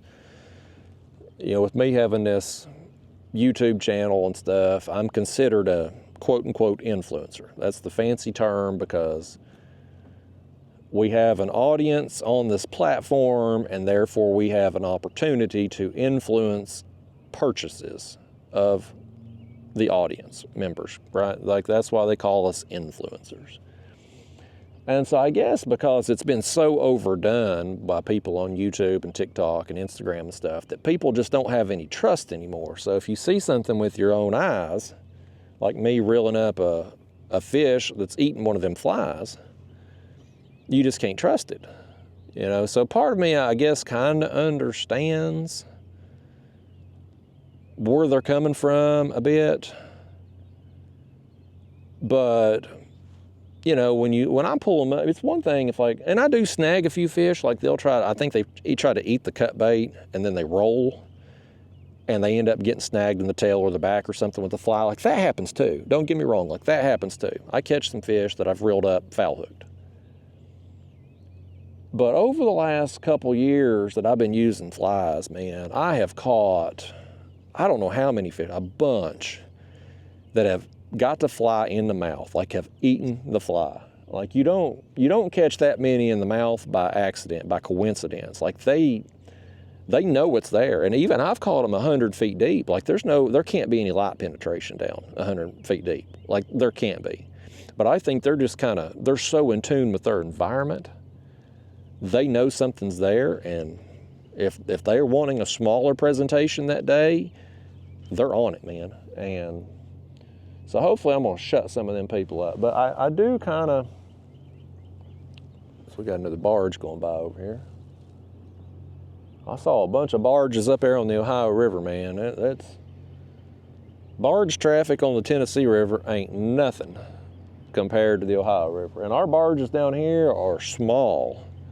Like we'll occasionally have a barge like with the big shipping container on it. They might have maybe 2 or 3 shipping containers in front of the barge or something. Occasionally one of those will go by. But man, the Ohio River, it seems like it's every hour you got barges going by. That's Coast Guard right here, actually. You know, ever see Coast Guard?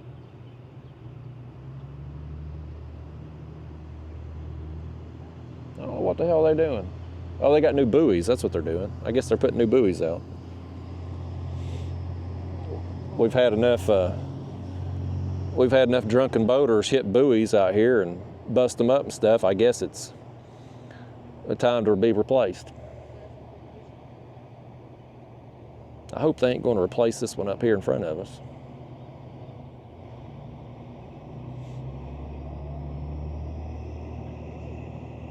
They got a whole, I guess they're replacing them all. They got a whole boat full of them right there.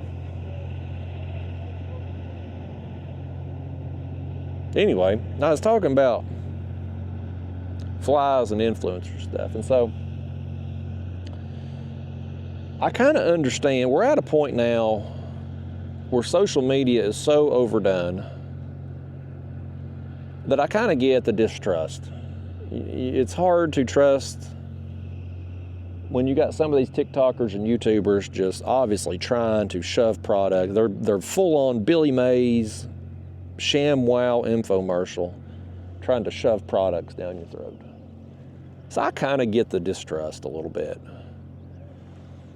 Because they've just got that sleazy salesman act going on that you just feel dirty after watching them try to sell you something. I get it to an extent, but like me, on the other hand, when people just flat out accuse me of lying and trying to just sell them stuff, I'm like, I just go fishing, man. I use the gear I want to use because I use the stuff I use because it's the best gear for me to use. And I just go fishing. I don't have to sell. And this is something, if I got any small YouTubers watching me right now, you know, sometimes I get people with smaller channels that tune into my videos and stuff. Like, here's a helpful tip for you.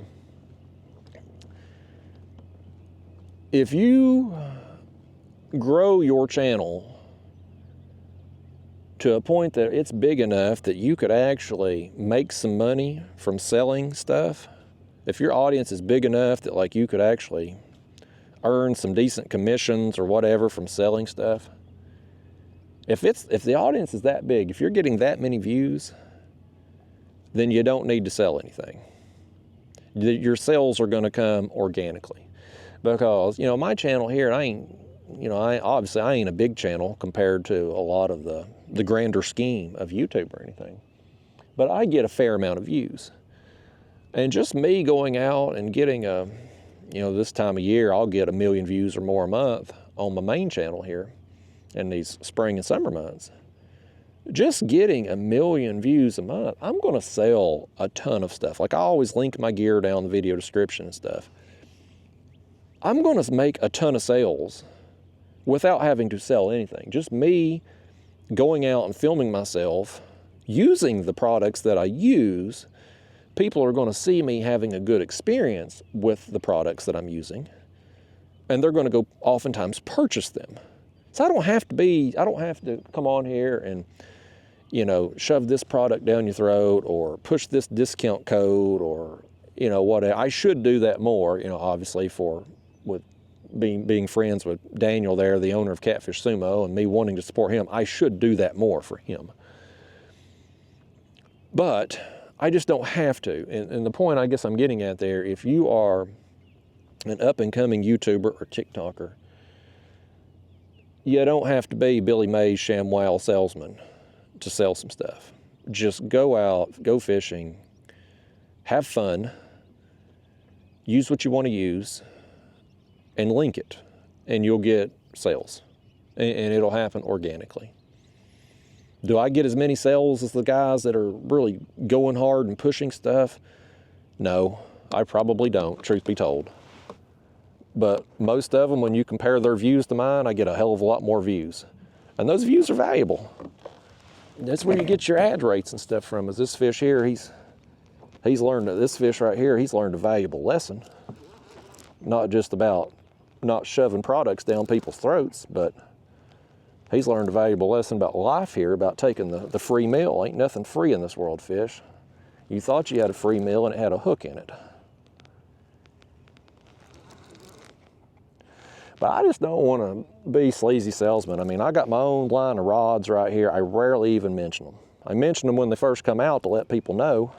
Oh, speak of the devil right here. Speak of the devil. I swear, if this wasn't an unedited video, if I had went on a spiel talking about the people accusing me of lying about the flies and then pulled one up on the fly, they'd have swore up and down that I had altered the footage. But by gosh, right here, right on cue, fish. Right on cue.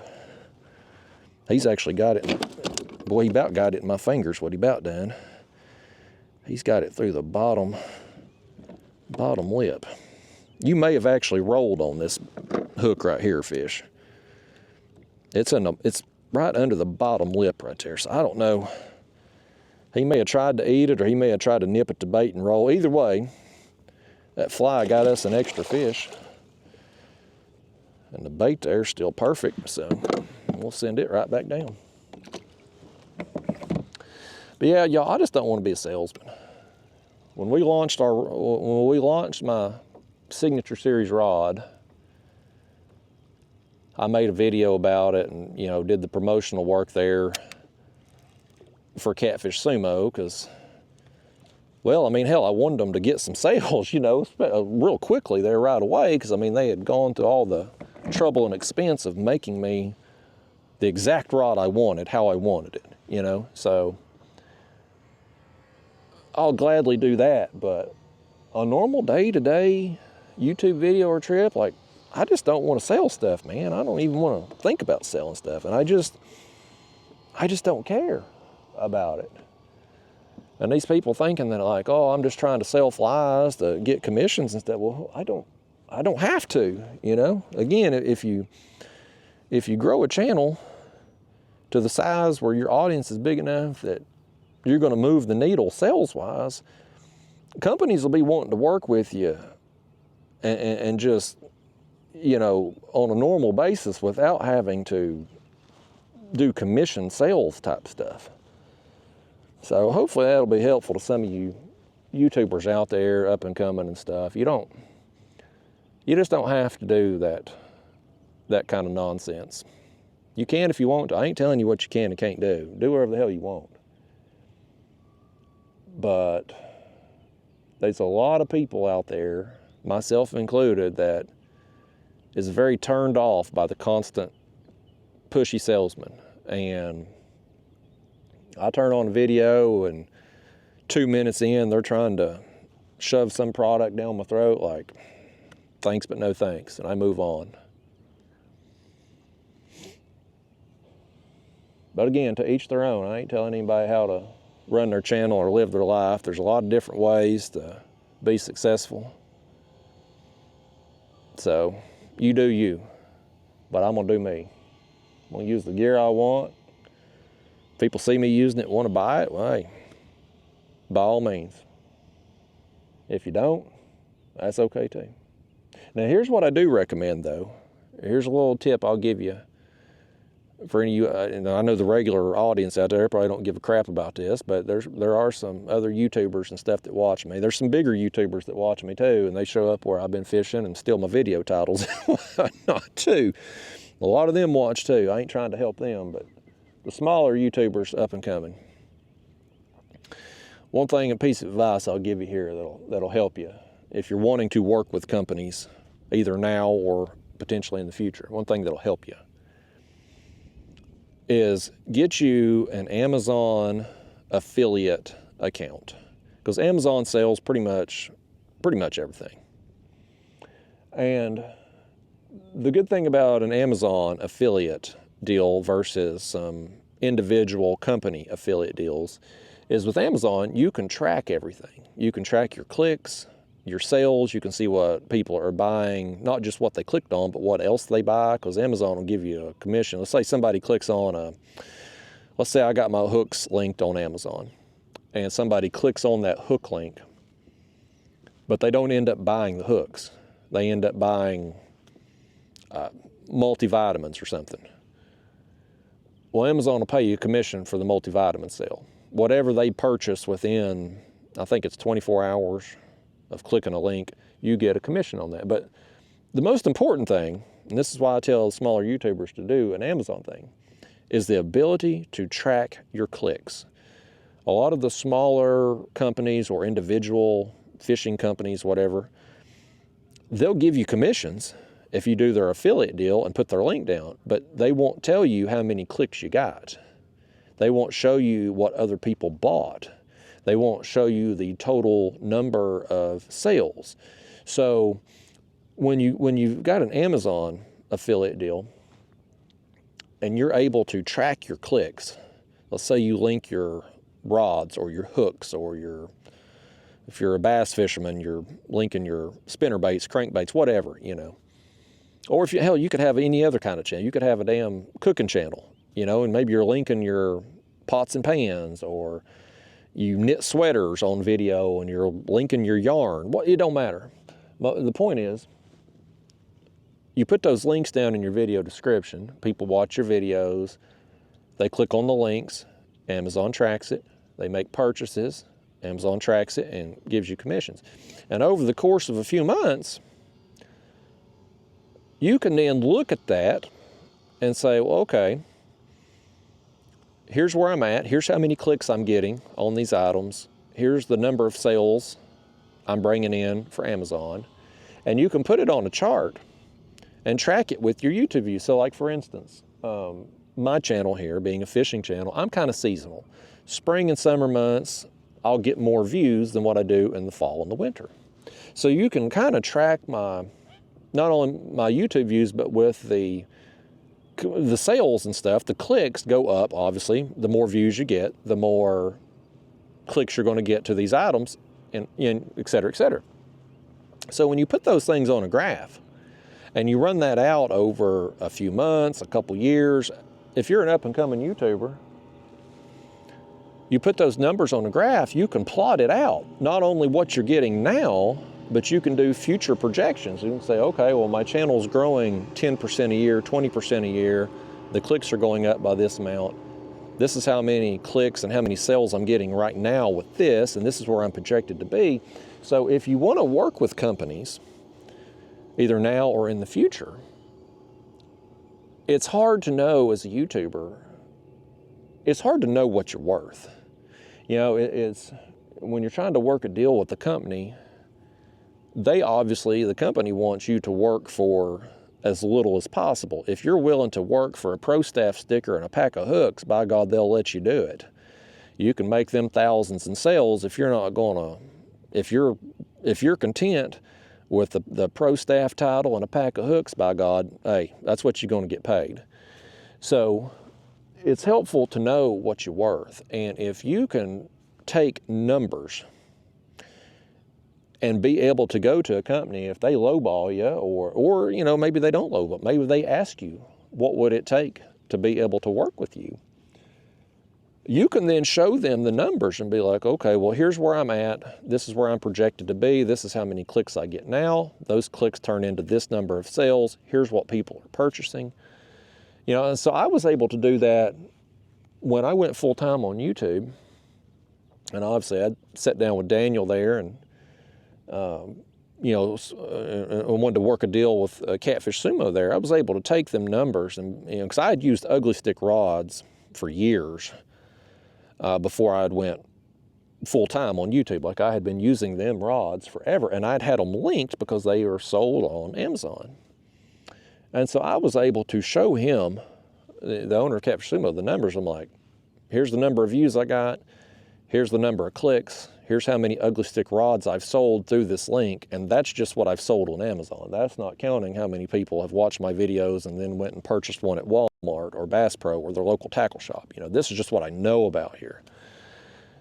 And that makes it so much easier to negotiate. Like, if you know what you're worth and what kind of sales you're bringing in, like that information is so valuable. So that's why I would recommend, if you're a smaller YouTube channel, it don't cost anything to get an Amazon affiliate account, and they have most products on there. You know, like, most fishing items are on some specific brands. You know, smaller brands won't be on there necessarily, but you can get most of your items on there. And if you just track those numbers, like, and I don't know, I guess the smaller companies with affiliate programs usually won't give you those numbers. Like, you can't track those. Like, I'm fortunate with Catfish Sumo, you know, Daniel, he lets me know all that stuff. But most of these companies, they keep that information private. And it's for them to have a position of power during negotiations. Like, they can see what you're worth, but you don't know what you're worth. So when it's time to negotiate a deal, like, they know the max that they can pay you based on what you're worth, and you don't have a clue. So they're negotiating from a position of strength, and you're over here just hoping to get lucky, basically. So, you know, again, it's free. Get you an Amazon affiliate account. Put as much of the stuff as you use down there, and track that over a few months. And, you know, the Amazon commissions, they're not very good. I mean, it's like 3%, 3.5% on most items. So, you know, a smaller individual fishing company, they might give you 5% or 10% on an item, where Amazon, you're going to get only 3%. So from a financial perspective early on, just dollars in the pocket, you'd be better off going with the fishing company. But in the long run, if you're trying to make a run at being a full-time YouTuber or TikToker, you're wanting to turn this into a business. So another rod gets hit. If you're wanting to do that, you're better off taking maybe a little less money today in commissions and gaining the knowledge to be able to negotiate better for yourself down the road than to taking the quick buck now. Which, honestly, if you're a smaller channel and you're not getting a lot of views, your commissions are going to be not very good anyway. I mean, hell, I was, 3-4 years in on YouTube before I was getting any real, you know, noticeable amounts of commissions or anything. So, I mean, it takes a while. But you're just going to be better off if you know what you're worth.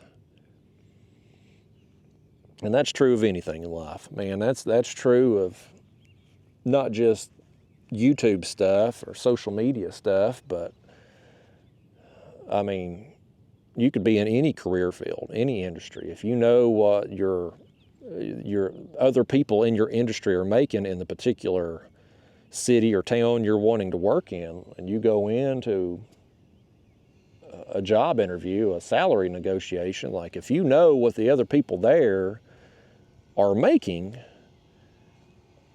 you know at least where to set your bar. You may try to shoot for the moon, but when they knock you down a bit, you know how far you can go down. but it's just, you got to know those numbers in advance. And what I have found, Amazon is the best way to be able, for a YouTube perspective, to be able to track those numbers.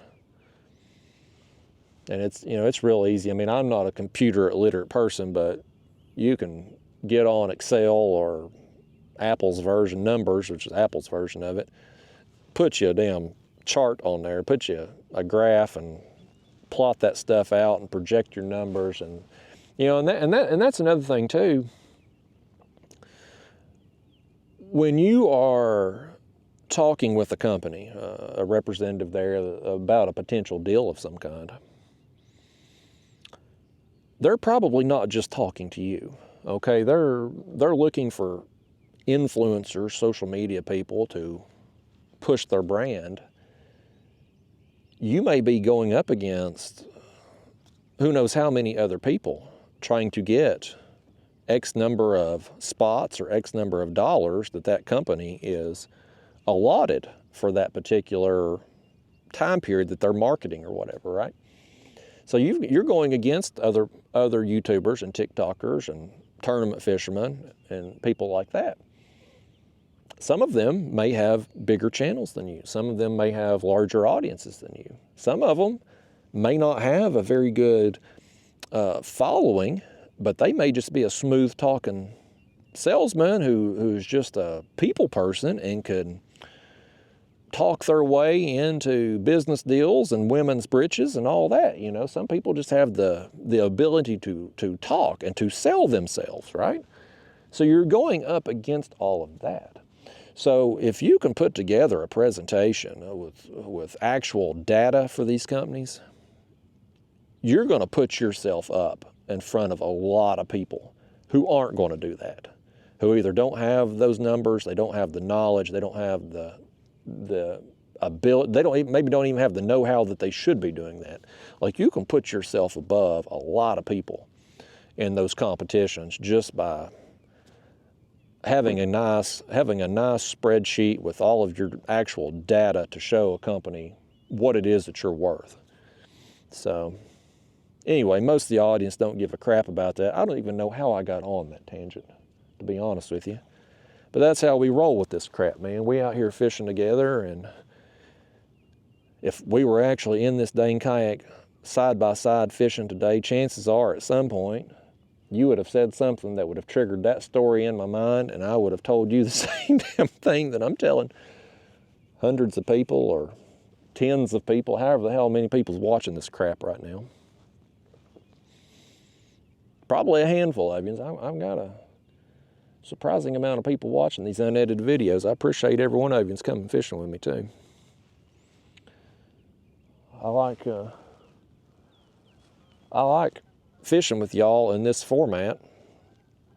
I feel like it's real, because it is real. This is what I wanted to do today, and you know, you're seeing it all. And you're probably also saving my brain power, because let's say I wasn't filming today, or I was filming just an edited video where I was gonna just film the fish as I'm catching them. In between fish, I'd be out here playing Candy Crush right now, just rotting my brain.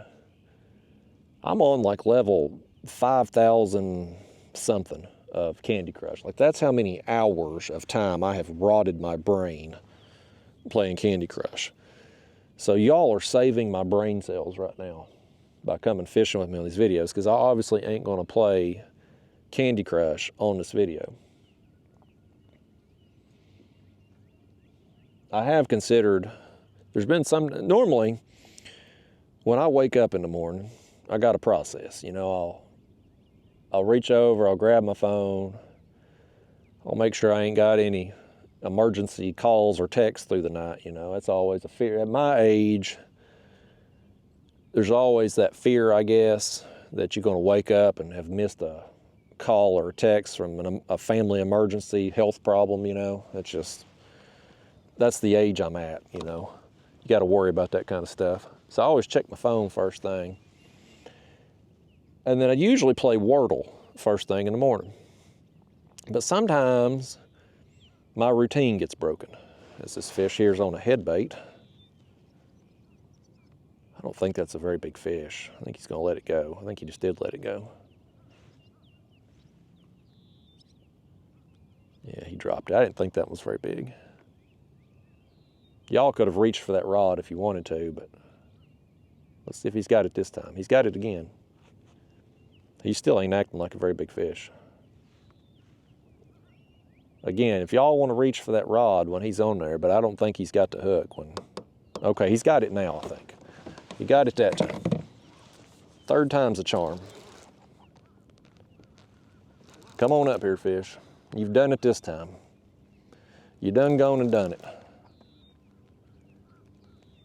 He ain't gonna be very big though. This ain't the golly whopper of the day right here. I may have to, we cut another bait, I may throw out a few more pieces of the tail section just to try to feed these children down there. We could have a big fish swimming along right now ready to eat this head bait. And oh, this fish he's on the fly too. We got another fly fish. Boy, them people that swear up and down I'm lying about these flies, they're looking stupid today. Come here, fish. Go ahead, get it out of your system. Flop around there. I know you're going to. I know you ain't done yet. There you go. I knew it was coming. I knew it was. Now you come here. Here, let's bring you in like that. Where's that hook coming out at? Yeah, we may go ahead and cut another bait here in a minute. Can you open your mouth here, fish? There you go. See, folks, right there in the dang top of lip. We busted that lip too. But that ain't an accident, folks. He's got it right through that corner there too. I hooked you twice, fish. Like that ain't accidental. When you catch that many in the mouth, it ain't accidental. And it for damn sure ain't me down there hooking up fish. Yeah, he's bleeding a little bit from his lip right there. We've busted his lip. His friends are going to give him hell about that. Let's cut another bait. We'll switch out that body section over there too.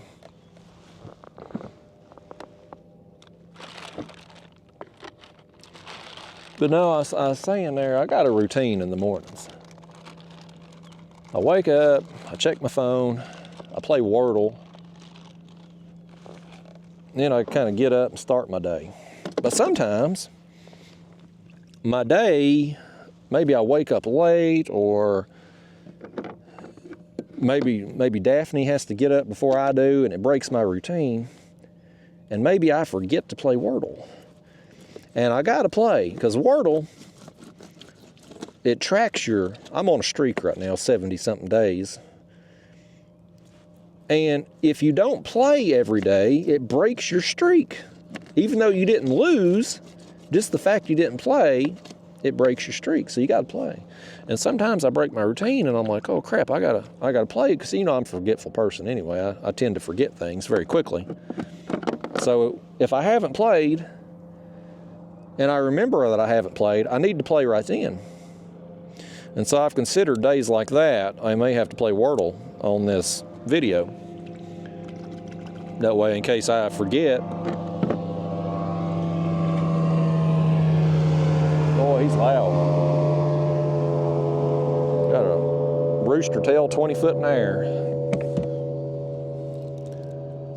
So anyway, if a day comes and I have forgotten, I haven't been able to play Wordle when I woke up, and then I remember it out here on the water with y'all may see me play Wordle. But I already played this morning. I actually got it in 2 tries today. That rarely happens. Wordle is a game, it's free. You can play it once a day on New York Times website. And it's a 5-letter word. You've got 6 attempts to get it. And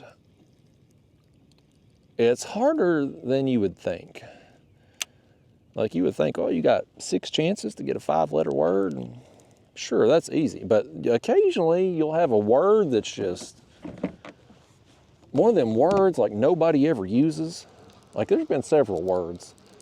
I've been playing in a couple years. There's been several words like I don't even know. You got to look them up. Like I don't even know what they are.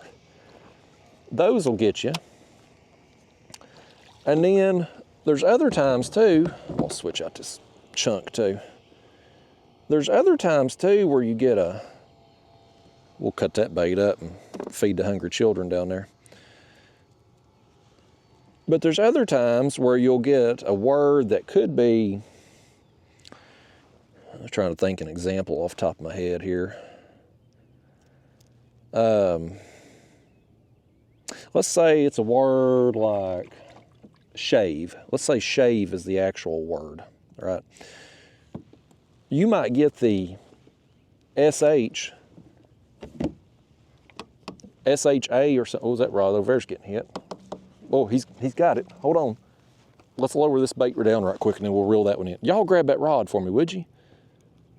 Grab that rod over there. Y'all ain't very good fishing partners. I'm trying to get us baited up here. Get another bait lower down. Y'all letting that rod go down over there. You just sitting there watching it. What the heck is wrong with you? Come through that screen already. Gotta help a fella out here. Come on, fishy. We just put that bait on there. Just dropped it down. He's gonna pull with it too. Y'all, it's clouding up out here. I thought when we first got out here, we was looking right into that sun and the clouds have rolled. I've been sitting here flapping my gums, the clouds have rolled in. I know we're supposed to get some storms this afternoon. I hope it ain't coming out here early. Y'all keep an eye on the radar now. I ain't trying to get wet today. I didn't bring my rain suit or umbrella. Yeah, this one here. Okay, folks, this one here. And see, I show you this stuff. People accuse me of lying, but I show you. This one here did get foul hooked with the stinger. He's probably rolled on the bait, and he got that stinger in the fin. I show you this kind of stuff. When it happens, I show you. You ain't coming in the kayak if I can help it though, fish. Yeah, If you don't get hooked in the mouth, there you go. It's a larger dink right there. But he hit that, it probably hit the bait and rolled. He probably went to pull on the head, felt the resistance, started rolling, and rolled into the fly. That's my guess of what happened. Let's send it down though. We already got our other one lowered down, so.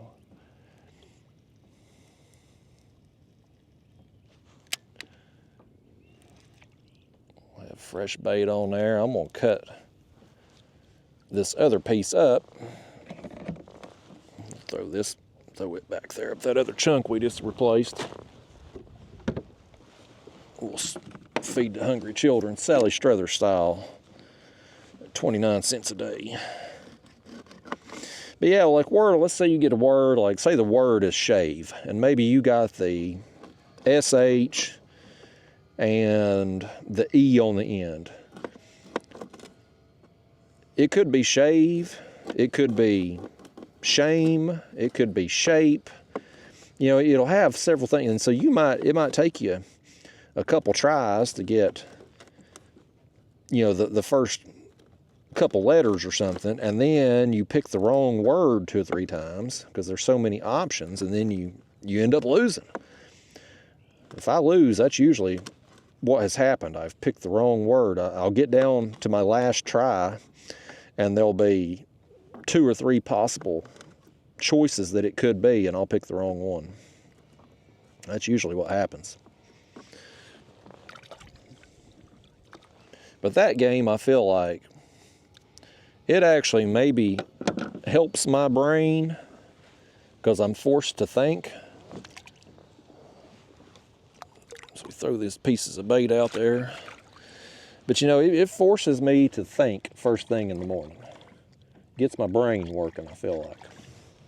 Candy Crush, on the other hand, of just mindlessly crushing fake candies there, I feel like it rots my brain. So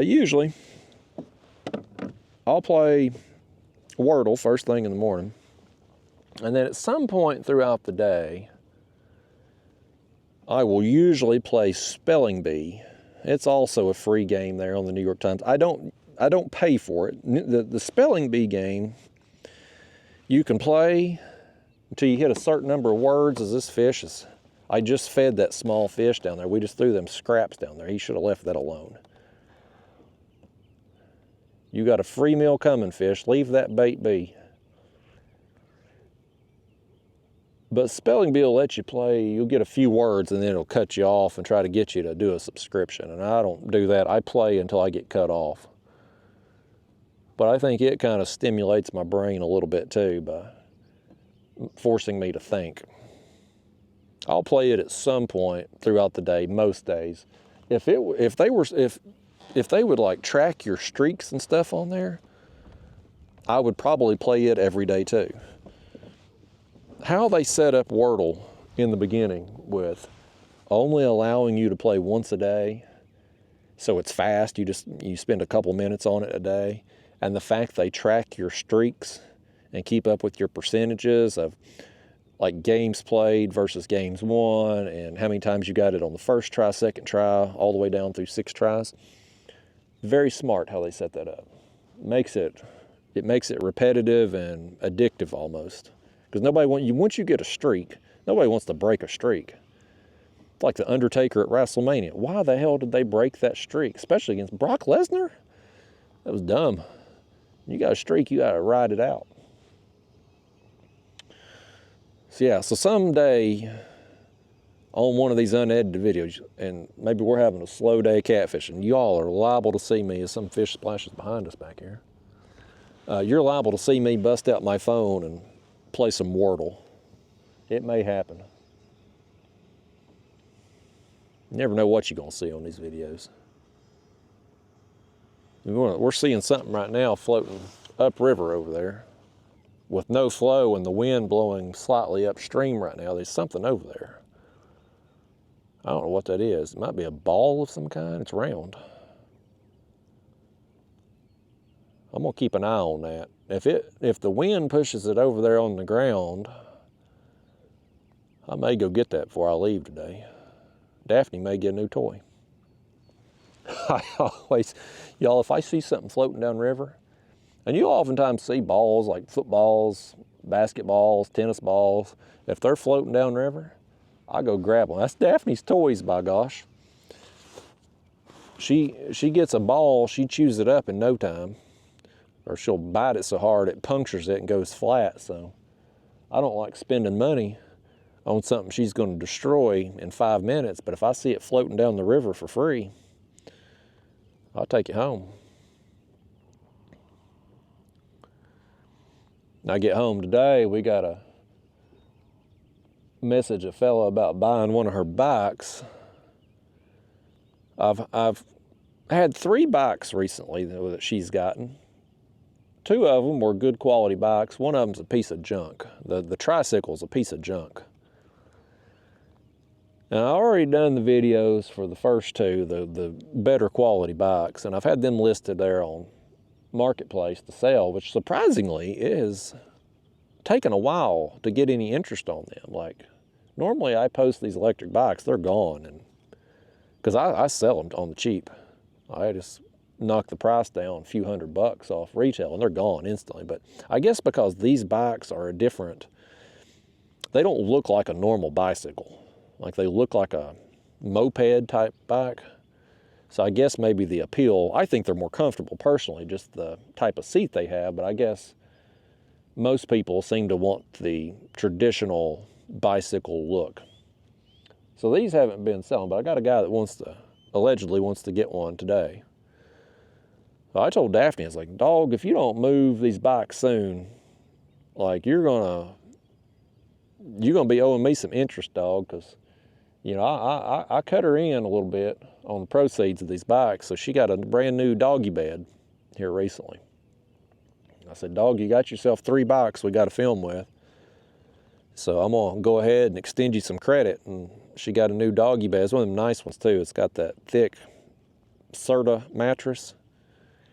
And it's a big bed too, so she can stretch out in it. She likes it. But I told her, I was like, dog, I'm gonna cut your credit off. We're gonna be, you running up some interest right now if you don't sell these dang bikes soon. So hopefully this fella's gonna buy one of these bikes today. The tricycle, and I've talked about this in some of these recent unedited videos, what an ordeal this tricycle has been. So I won't chew my cabbage twice. For those of you that have watched every one of these videos, y'all already know the story, but the Cliff's Notes version of what's went on, Daphne got sent an electric tricycle, electric bike with 3 wheels. And it's the worst bike I've ever gotten. And I've gotten a bunch of bikes. China has sent me, every company in China has sent me a bike the last couple of years. This one's the worst. And it ain't even close. Like, it come in a million pieces, took forever to assemble. It's got no power. You can't steer the damn thing. I mean, it is just, it's a piece of junk. And I reached back out to the company and told them, like, look, these are the issues I'm having. I'm not gonna lie to my audience. You know, I'll do the video per our deal. But when I'm talking about something or reviewing something, I'm going to express my opinions, good or bad. And I have nothing good to say about your bike. So they don't want me doing that video, which is fine.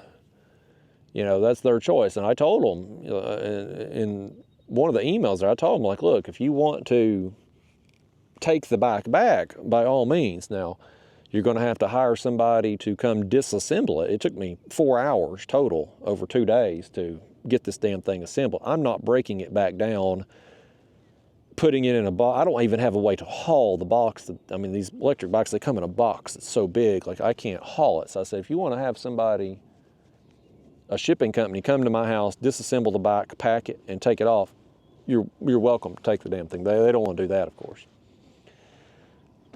So what we've settled on is I am going to film 2 short videos where I'm riding the bike and take some pictures of the bike for their social media. It will not be on a YouTube video.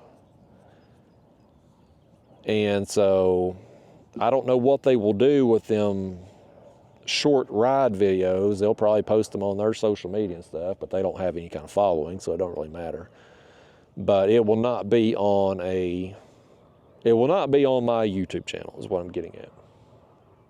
Because I'm just not going to sell junk. You know, I'm not going to, I made a deal with them, and I am willing to fulfill the deal. If they wanted me to put the bike on the video like we agreed to, I would totally do it. But I'm going to tell you all what a ordeal it was to get it assembled, how it has no power, how it's very difficult to steer when you're riding it. Like, I'm going to be honest about all those things. And to them, they don't want anything negative said, and if you are going to say something negative, they'll just rather wash their hands of it. Oh. Is he on there? He's after it again. He may have it and just be sitting there. Let's pick up. We just fed the hungry children, and now we got another one on here, folks. We can't please them down there. There's a Gatorade bottle floating by. I thought we was gonna have something else. I saw it out the corner of my eye there. I thought Daphne was gonna get another ball today. I think that other one over there is a ball, but it's drifting on downriver. I was hoping it'd get pushed toward the land over there. It's drifting upriver, I should say. Yeah, another small dinkity-doo-dah. Listen, fish, I know there's some better fish in here. There's some bigger blues. We done caught a couple of them.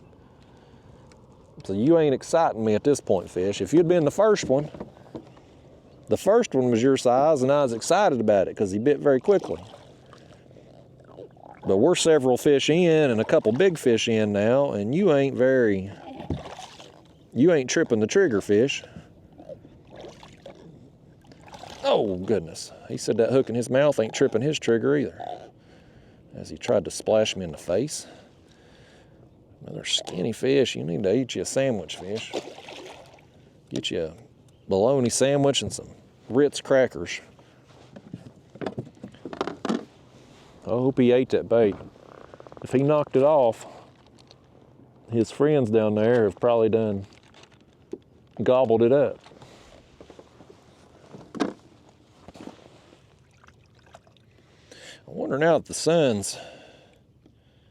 Okay, my screen's back on again. I touched my screen, it's back on. I was hoping that the sun's behind the clouds, maybe the camera would have cooled down. So apparently, okay, the timer's still going, so we're actually rolling right now. Okay, folks, DJI for the win. They claim this camera doesn't overheat, but it clearly does overheat, but I guess when it does, it just shuts the screen off where I can't see anything and keeps the actual video part recording. It's helpful. It's very helpful. Ain't nothing more frustrating than overheating right in the middle of a big fish fight or something. I've done that with the GoPro numerous times.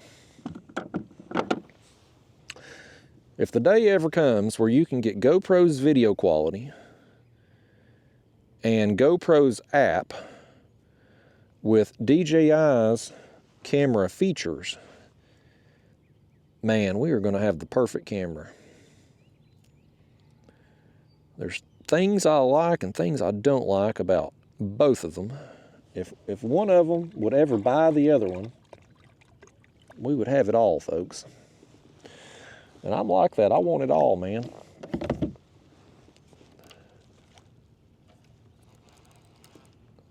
All right, next bait going down. Bait and the fly, we'll see which gets eat.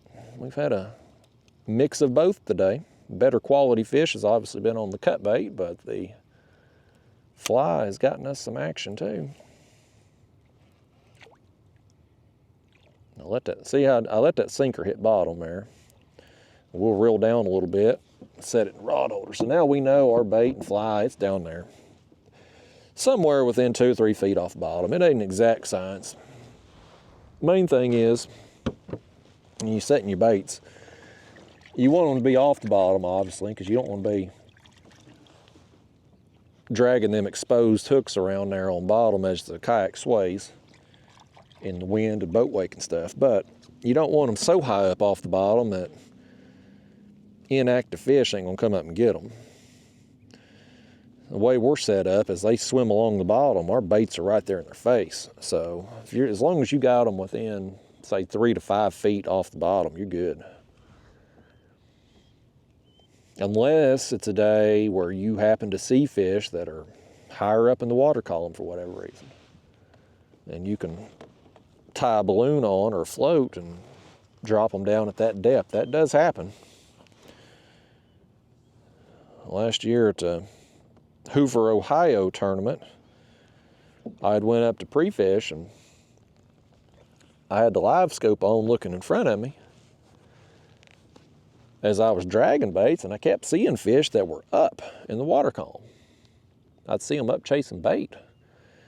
So I switched over a rig, run it a few feet down under balloon, and started catching fish. So I ended up catching several fish up there that week under a balloon. I think my biggest fish on the actual tournament day was on a balloon rig. But most of the time, I want to be near bottom. If you don't, unless I see fish up, or if I was fishing somewhere that had a thermocline and I was wanting to fish above the thermocline, that would be another situation where I'd want to be higher. But a day like today, I want to be, you're not going to have a thermocline out here. Even though they're not moving much water, well, they're not moving any right now, but they're at least moving enough in the afternoon hours. You're not going to get a thermocline here right now. You got to have a really Only time we really get thermoclines on Tennessee River, at least the areas I fish, is if it's the lower end of a reservoir on the hottest part of summer and we ain't had no rain and they're moving virtually no water. That's about the only time you're going to have a risk of a thermocline. And honestly, usually when it's like that, I'm not fishing the lower end of the reservoir during that time period anyway. So not a big deal to me. But some places do, especially if you got like a lake or something. Some places will get thermoclines, and so you gotta work around that. I read a book there years ago called, I think it's Them Old Brown Fish, I think that's what it's called, or Them Old Brown Fish. Billy Westmoreland, I think he's dead now, but he was a very famous bass fisherman in Tennessee, Middle Tennessee. Fished out on Del Hollow. And his book was excellent. I mean, there was a lot of, it's about bass, it's about smallmouth bass and bass fishing, but I mean, a lot of just useful nuggets of knowledge in there. And one of the things that he talked about in that book was thermoclines. And at one point in his life, he had learned how to scuba dive. So he could go down and look in the water and see fish, how they're set up, and yada, yada, yada. And an observation that he made was that during the thermocline, when, you think that there's just no oxygen there, fish should be above it. One of the observations he made that was most of the fish was still below the thermocline. So that's interesting. And Buck Perry, I'm a big Buck Perry guy. He was a bass fisherman, come up with his spoon plugging system, which is really what all modern day structure fishing stems from, was Buck Perry teachings. He was so far ahead of his time. But when Buck was doing his thing, you never heard him mention anything about no thermocline. Like he had a method that he stuck with year round and paid off big, man. He caught more big bass than pretty much anybody, except maybe some of these modern day live scope guys. That Josh Jones fella, he's down there, and a fishing guide down there, and I think he's in Texas, or maybe he's based somewhere else and goes to Texas a lot. But boy, he catches a lot of big bass. I'll see his pictures pop up on social media, man. He's dialed in with his techniques. And it's like every day he's posting big pictures, big fish pictures, it seems like. So, but in the old days, before my time, Buck Perry would roll into these places that people said there wasn't no bass, there wasn't no big bass, and he'd wear them out, and then he'd do his seminar and teach people how to do what he does in his system, and go on to the next town and wear them out there. And a little love tap right there.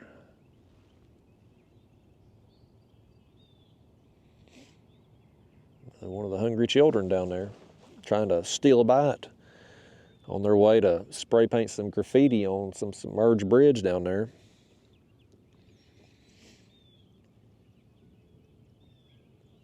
But yeah, when I'm looking at a new body of water, I don't put a lot of, you take this past weekend there at the Ohio River Tournament there in Kentucky. Obviously, I didn't go up and pre-fish. And so, first thing I looked for on the map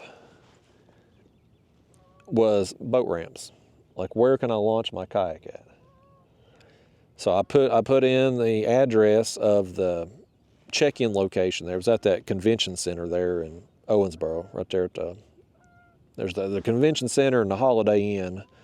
And we had our check-in there at the Holiday Inn parking lot, basically. So I put that in Google Earth, and then I just open it up and I start just making my way down the shoreline looking for a boat ramp. And right down from there, I saw a boat ramp. I'm like, okay, well, that's perfect. That's right there near check-in. So I wanted to be close as I could so I could have lines in the whole time. So once I found that, then I zoom out and I look, okay, what are some basic features of the river here? And right away I noticed, like, okay, this is a nice horseshoe-shaped river bend. And y'all know me, I love me some river bends, man. You give me a deep ledge and I'm gonna probably catch some fish most places on it. Especially an outside bend where oftentimes you're gonna have a little deeper water and you're gonna have some stuff that's debris and stuff that's settled over there. Outside bends are just usually productive most times of the year. So instantly I knew, like, okay, this has potential right here. Then typically, most places, I will then look at a contour map. Now, Ohio River, like I mentioned earlier, Ohio River, just, there ain't a good contour map for it because it's always changing, and it's pointless, really. So I didn't really do any map study as far as like contours and stuff like that goes for the Ohio River tournament. But most of the time I would pick me out some launch sites, and then I would start looking kind of the macro view, like how does the river or the reservoir, how does it look, how does it flow, and then I would go into more specifically the contours of figuring out, okay, how deep is this ledge?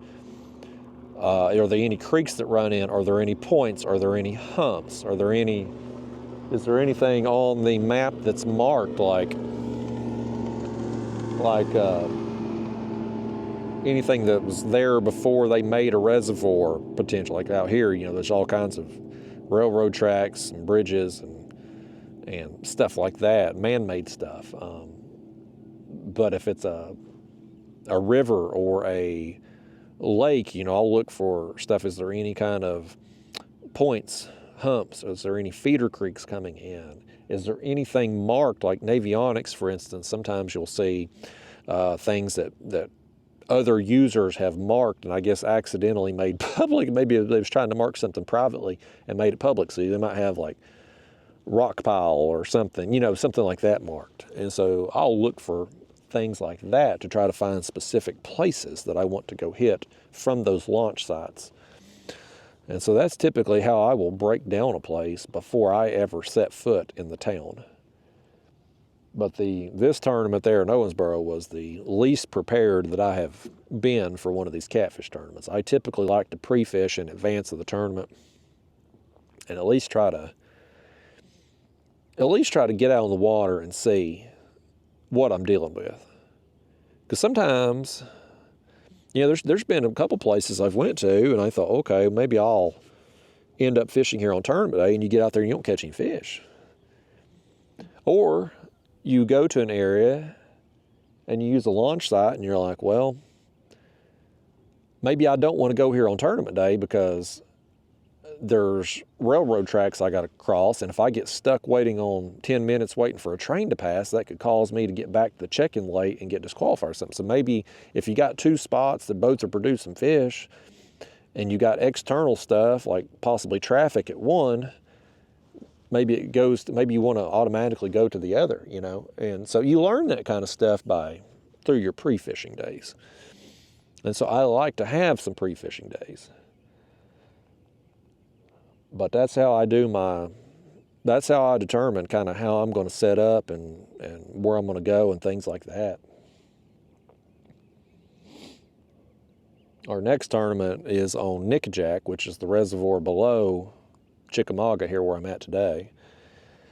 So I need to kind of get down there at some point here in the next week or two and just piddle around. I kind of think I know. I've fished there numerous times, and I kind of think I know where I want to go. But I definitely want to hit it a few times and just see what's going on. It's another. Last year we fished Nickajack in March, and this year it's going to be at the very end of May, and with it being a little bit further south than here, water temp's already 75 here, I fear the spawn may be going on there on Nickajack during the tournament. So I think probably if I had to bet money on it right now, I would bet that it's probably going to take somebody catching a big flathead.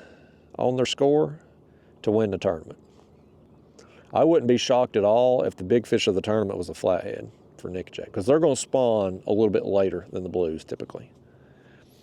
They go on the nest later, they come off later. A couple more boats coming here behind us. What is this over here? What is that right there floating? I don't know why I'm asking you. It's going to look smaller on camera than what it looks on my eyes. I don't know what that is. Hopefully it'll make its way over here. I'd just like to know what it is. Daphne's ball, it's gone. It's continued to blow up river. So she's missed her chance on a new toy today.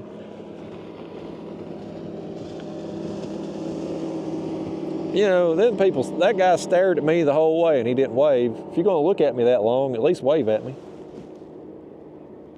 This guy over here behind, he's going to get right up on us apparently. He must be going in this creek over here. I already see one bass fisherman over there in it. These bass guys, they just one right after another go down the same banks, throwing the same lures.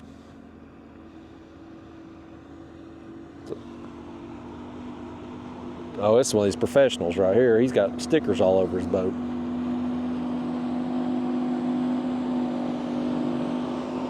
He's got parapoles. So I guarantee he's never used them parapoles. I'd bet you a shiny nickel. I'd about bet you this would be an interesting experiment to run. We should hang out at a boat ramp one day. This would be a good live stream. See, here's a free idea for you up-and-coming YouTubers and TikTokers. Here's you an idea to get some clicks. I'd actually tune into this because I'd be curious. Go to a boat ramp, a busy boat ramp. Get there right before dark when everybody's coming in. And as in bass fishermen go to bring in their boats, do an interview with them. Do a poll and find out how many of them. I'd ask them two questions. First question I'd ask, did you use your power poles today? I already know the answer is going to be no. And I would say, the next question, how often do you use those power poles? And I already know the answer, it'd be never. And then, here's where it would get interesting on video. And this, I would tune in to see this. I would ask them, can you show me how to operate your power poles? I bet you these, because they never use them, I bet they don't even know how to turn the things on. I bet you if you interviewed 20 bass fishermen that had them power poles, I bet you half of them wouldn't even know how to operate the damn things. Like, I don't understand. I guess it's just for cosmetic purposes. It's just for looks. Because none of them, I've never seen them use it. Even when I'm fishing in these backwater creeks, I'll oftentimes launch in the back of these creeks. I launched over here today in a creek. You'll see bass fishermen back there fishing sometimes. They're never using the poles though. They're always on the trolling motor moving around. I just don't understand the purpose. I have power poles for my other kayak, but I don't leave them on all the time. Like I take them, unless I'm carp fishing, I don't use them. I guess with them bass boats though, you can't just take them on and off. They're just permanently mounted. But by gosh, they look cool with all. If they didn't have them when they showed up for their bass tournaments, they wouldn't fit in. People would make fun of them if they didn't have them. It'd be like me not having a truck. When I show up at these tournaments, them fellas, they all give me a hard time. I get ribbed at every tournament because I'm towing my kayak with a car. I drive a little compact car. So I've heard it all, folks. I've heard every joke imaginable about my car.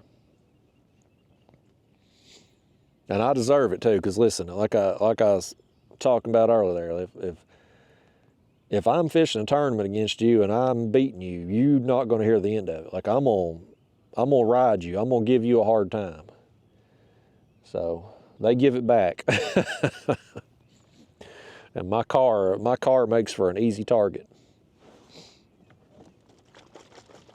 It's okay. I tell them they laugh, but they ain't laughing when they pull in the gas pump. I'm spending $20, fill up my car, 32 miles a gallon, pulling my kayak, and they're getting 12, 14 miles a gallon in their fancy truck.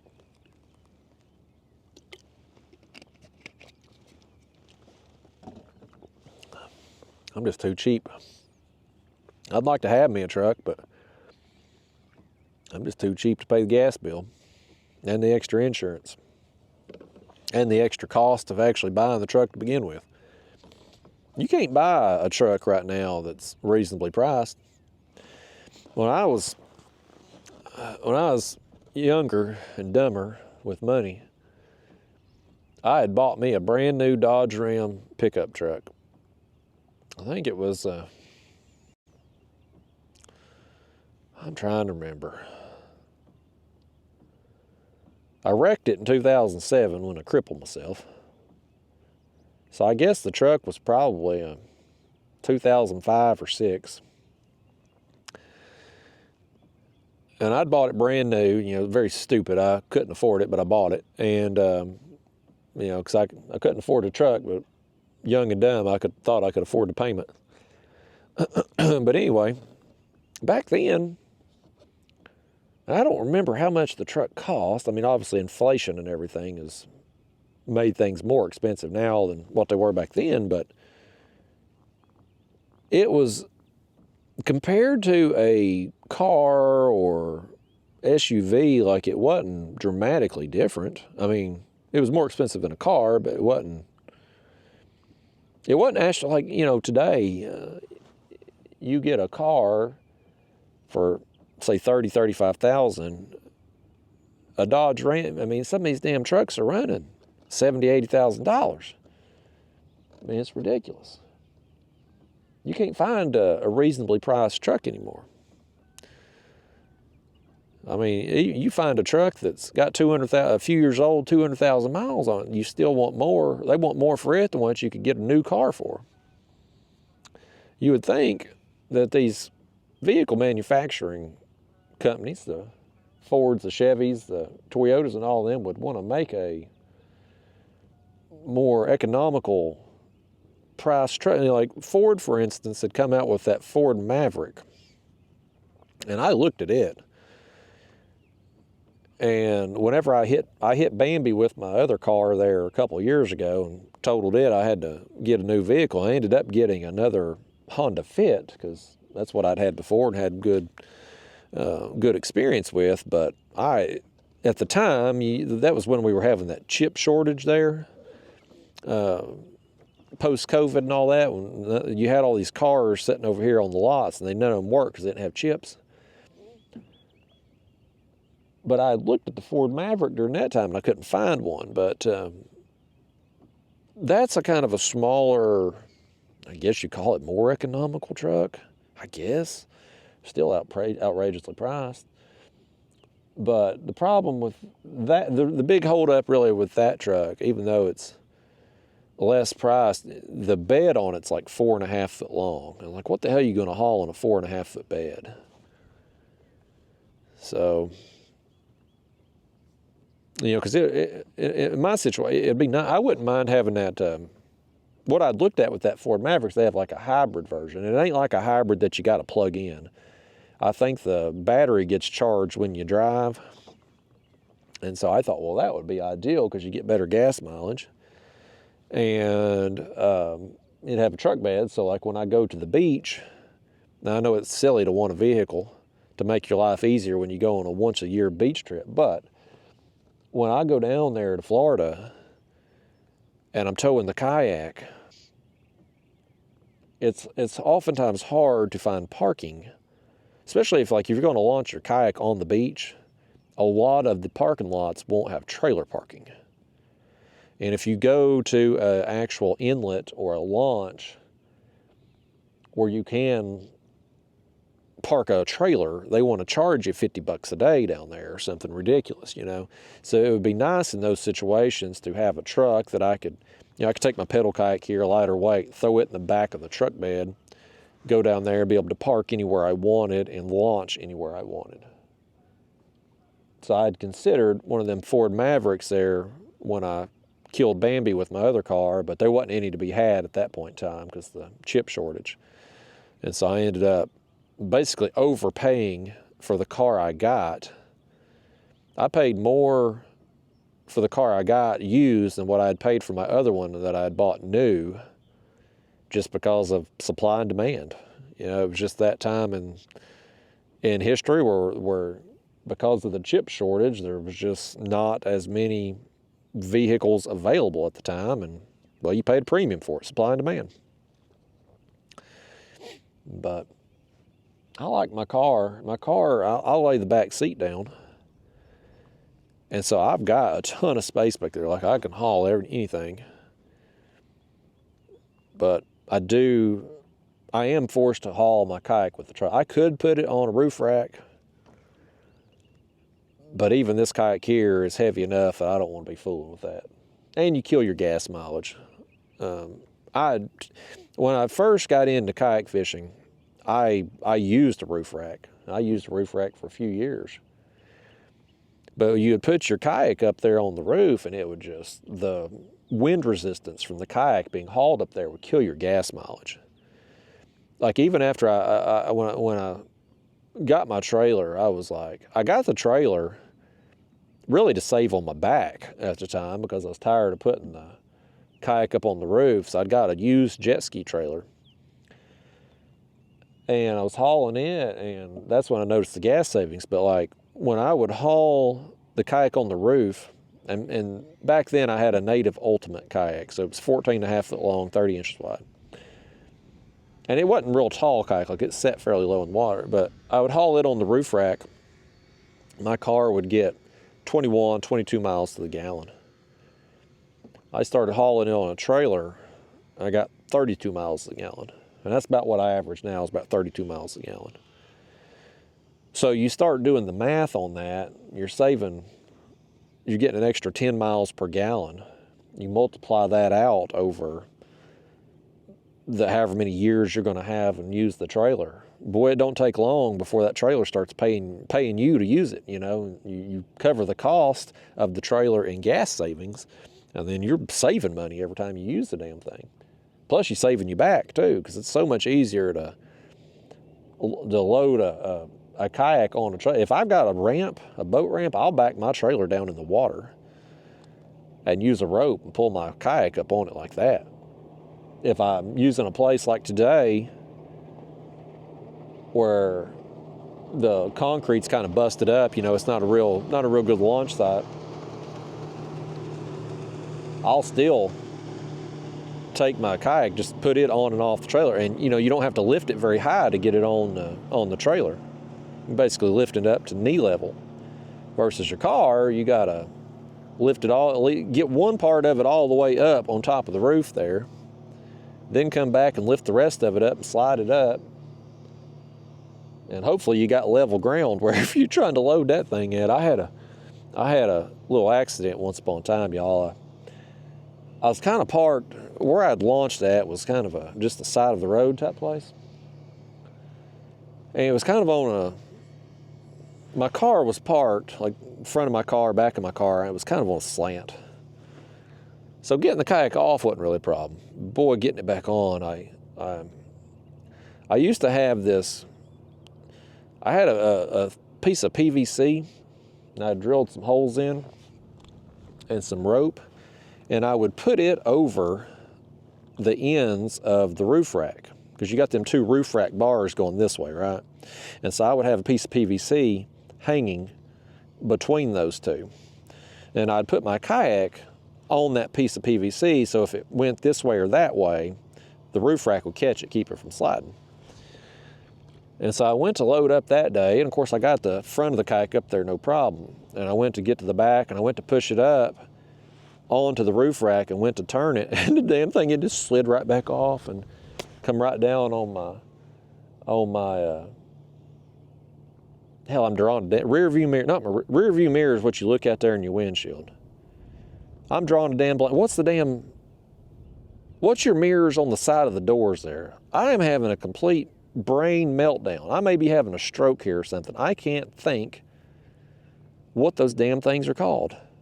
You know what the hell I'm talking about. I'm drawing, this is more than a brain fart. This is brain diarrhea here, man. My brain's done crapped its pants. I can't think of what the damn side mirrors are called. They're not called side mirrors. You know what the hell I'm talking about. But my kayak come right down on that thing. It's a wonder it didn't break it off. And my other car, we finally got hit again here on that head bait. He's come up. He's hit it and come up. He's sitting there with it. Let's pick up on him. He may have that bait, and he's looks like the line's headed back there toward the rope. Let's reel down. No, he just come free. We pulled it out of his mouth. Let's make sure he didn't get our bait. No. Let's fix our fly back on there too. Looks like he knocked our fly crooked. We'll give this bait here a little bit more time, and then let's take a look at it. Well, you know, we got it up here. Let's go ahead and switch out. I don't know how long it's been since we've switched. Yeah, y'all, my other car, when I had that roof rack on, buddy, I had a bunch of scratches up there on my roof where I had kayak loading and unloading experiences gone bad.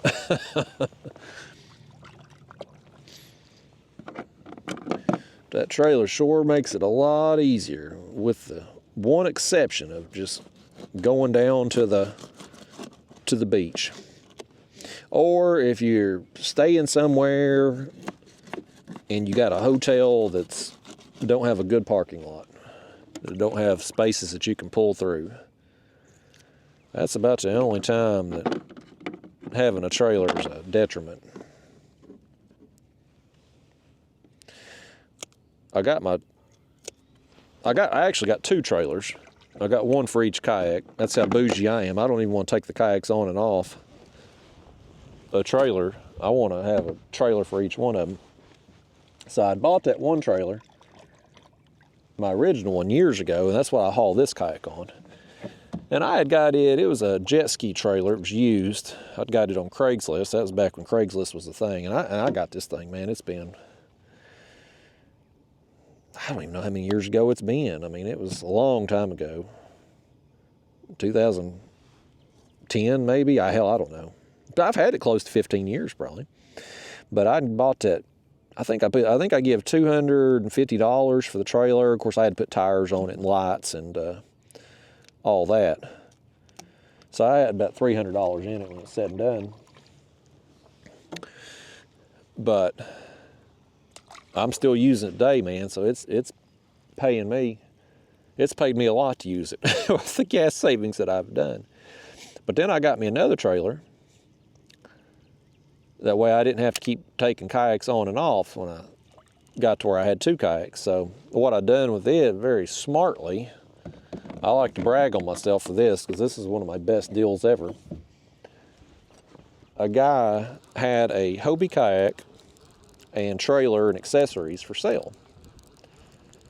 And I didn't need the kayak, right? Like I already had the kayak and I just wanted the trailer. But he had that trailer, you know, it was for sale with the deal, and it was obviously already set up to haul the Hobie, which is what I was wanting to haul with it. So I reached out to him and asked if I could just buy the trailer. I said, well, I wasn't interested in the kayak, but if he'd sell the trailer separately, I'd be interested in buying it. And I was going to give him like $500 for it because it was already set up and everything for the kayak. And he didn't want to do it. He wasn't interested in parting it out, you know. He wanted to sell everything as a package deal. And I looked at it there and I was like, man, you know, the kayak, this was a few years ago, and the kayak was fairly new. It was in great condition. It had barely been used. He had several accessories on it. Of course, the trailer, obviously, I wanted. And I was like, you know, I bet I could buy that whole package, take the kayak off, and sell the kayak and accessories for what I pay for the whole package deal. So I did. I went down there. We're going to cut up this bait, this used piece of bait here. And Sally Struthers and hungry children down there. But yeah, I bought the whole damn package. Come home, took the kayak and accessories off, sold it within a few days for what I had paid for the whole package. So I basically got that trailer for free. And that was one of my best deals of all time right there, folks. I'm very proud of the fact I pulled that off.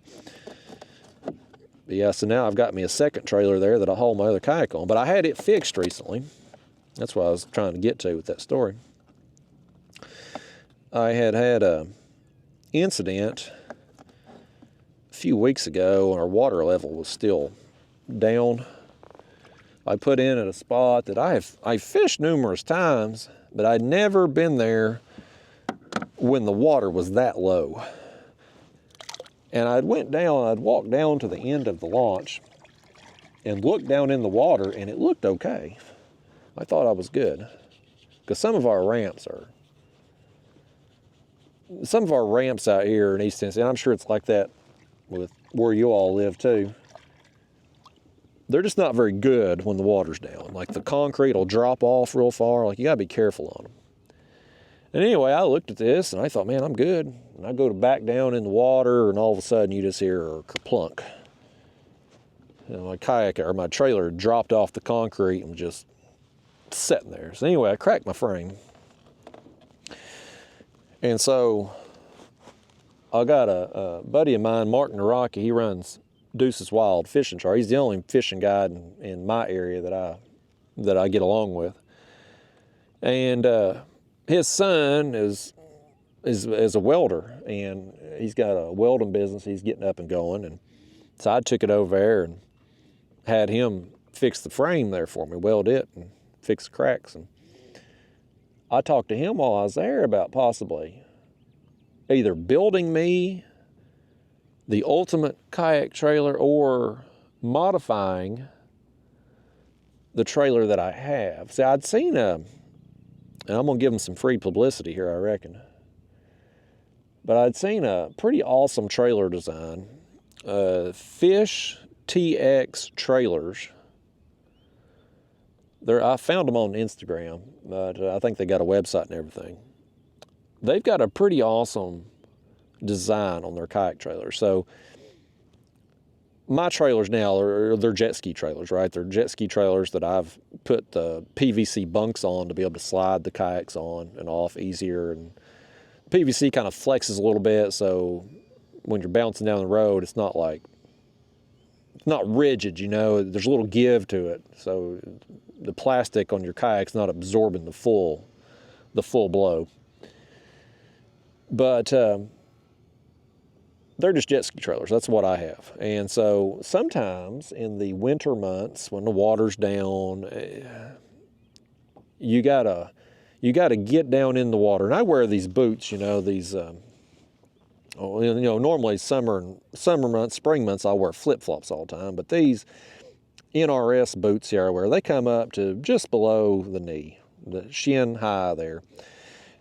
And so I wear them in the colder months, the winter months, so I can walk out into the water and get my kayaks on and off a trailer. Well, sometimes you put in at these places, and the way the grade of the launch is, you got to get out in the water that's, sometimes I'll be out there right up to the edge of my damn boot. And sometimes you overstep and you get water down in there, and it always happens on miserable cold days. And usually when you're getting out there to get on the water too is when it's going to happen, of course. Just Murphy's Law. And so that's a problem in the wintertime sometimes. Summertime, it ain't a big deal because, again, I'm wearing flip-flops. So I can get out in the water a little deeper, and our water's up. So most of our launch sites are more functional. But anyway, this trailer company, Fish TX Trailers, I found them there on Instagram. I was scrolling through one day and their ad popped up. They've got a pretty awesome design. And it's the front of the trailer, the kayak sits farther back on the trailer, and the front of it here is like they've got a walkway basically in the front that you step up on, and then you can go down each side. Like if your kayak sits here, there'll be a walkway area here that you can step up on. And then you can walk down your trailer on each side of the kayak. It's got like a little standing area all the way down through there. So I looked at that and I was like, holy cow, that solves the problem for me. You know, I get out there in the wintertime, if I'm gonna be launching an area where I'm gonna have to step in water that's deeper than my boot, I could just walk down the side of the trailer so easily. I was like, that's brilliant. And so I reached out to that company through the Instagram trying to get a quote on a trailer. I'd looked at their prices, which were pretty steep. I mean, I ain't telling anybody how to price their stuff, obviously. They're running a business and they got to turn a profit, and you know, they know what their products are worth, so I ain't telling them how to price anything. But for what I want to pay, you know, I'm a cheap ass. It was a little pricey, but I had reached out to them to try to get a quote, because they do some other stuff too that's pretty cool on them trailers, in addition to them walkways. As we got another rod here getting a little action. We just threw out that piece of scrap bait. I just cut it up to feed them children down there, and he's let it go then. But one of the other cool things I liked about their trailers is they have these like bars that come up on the side that you can have made, and you can add a rod box on there. And I thought, man, that would be pretty cool to be able to haul my rods on the trailer instead of having to load them up, put them in the car. And you know, you can add lights and all that too. Like Pro Moderator, he doesn't have this brand's kayak trailer. He has another fancy brand. I forget what brand of kayak trailer he bought. But he bought one of them fancy ones, and like his has a rod box and it has lights. So if he's out there early morning or after dark, he can he'll open up his rod locker there and it lights up everything you can see to strap your kayak down and whatnot. But so I reached out to that company, tried to get a quote, and it was, you know, pretty expensive, and it was going to cost me, they're in Texas, so it was going to cost like $600 for delivery to get me the trailer too if I got it. And I was like, yeah, I don't really want to, I'm too cheap, you know, I don't really want to pay that. It's something about, and this is true of any product, but especially on trailers, if the word kayak is in front of the word trailer, you're just going to add 50% to the price tag. Because, I mean, and that's true of any product. If it says kayak in front of the word, you're paying a premium for it every time. So I ended up deciding, like, well, I'm not going to do that. But when I went over there to Mark's place there to have Ace weld my trailer and fix them cracks, I talked to him. I showed him what they had done there with them walkways. And I was like, is that something you could build, or is that something that you could modify my current trailer to like just give me a little step, you know, run it out around the kayak just so I could be able to step out into a little bit deeper water, you know. And he thought he could do it. He priced some materials for me and stuff. So I think materials and labor, we could modify my current trailer for $800, $1,000. Materials wasn't too bad, and a day's labor basically, you know, welding fee. So it wasn't too terrible, but I may end up doing, I told him I'd probably wait, I'd mull it over some more, and I won't need that right now as we're into well, he hit it. He come up and smacked it, but he didn't take it.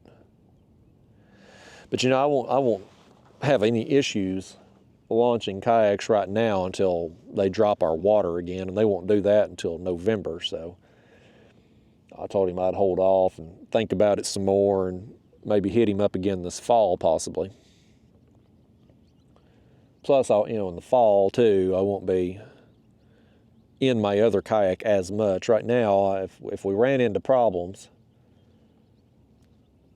then my kayak trailer would potentially be out of commission for a little while. And right now, during the busy season here, I kind of need to be using it as much as I can. So fall and winter months, when water level's down and I'm fishing more for me than YouTube business purposes, I like to fish out of this kayak more because it's more fun and I enjoy being in this kayak.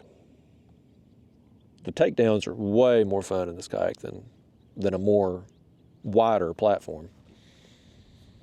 But I may end up having him modify my trailer this fall. I think it would be very, and y'all, and again, I'm giving some free advertisement here, but it's called Fish TX Trailers there on the gram. And it's a really cool design. Like, you know, most of these kayak trailers, they're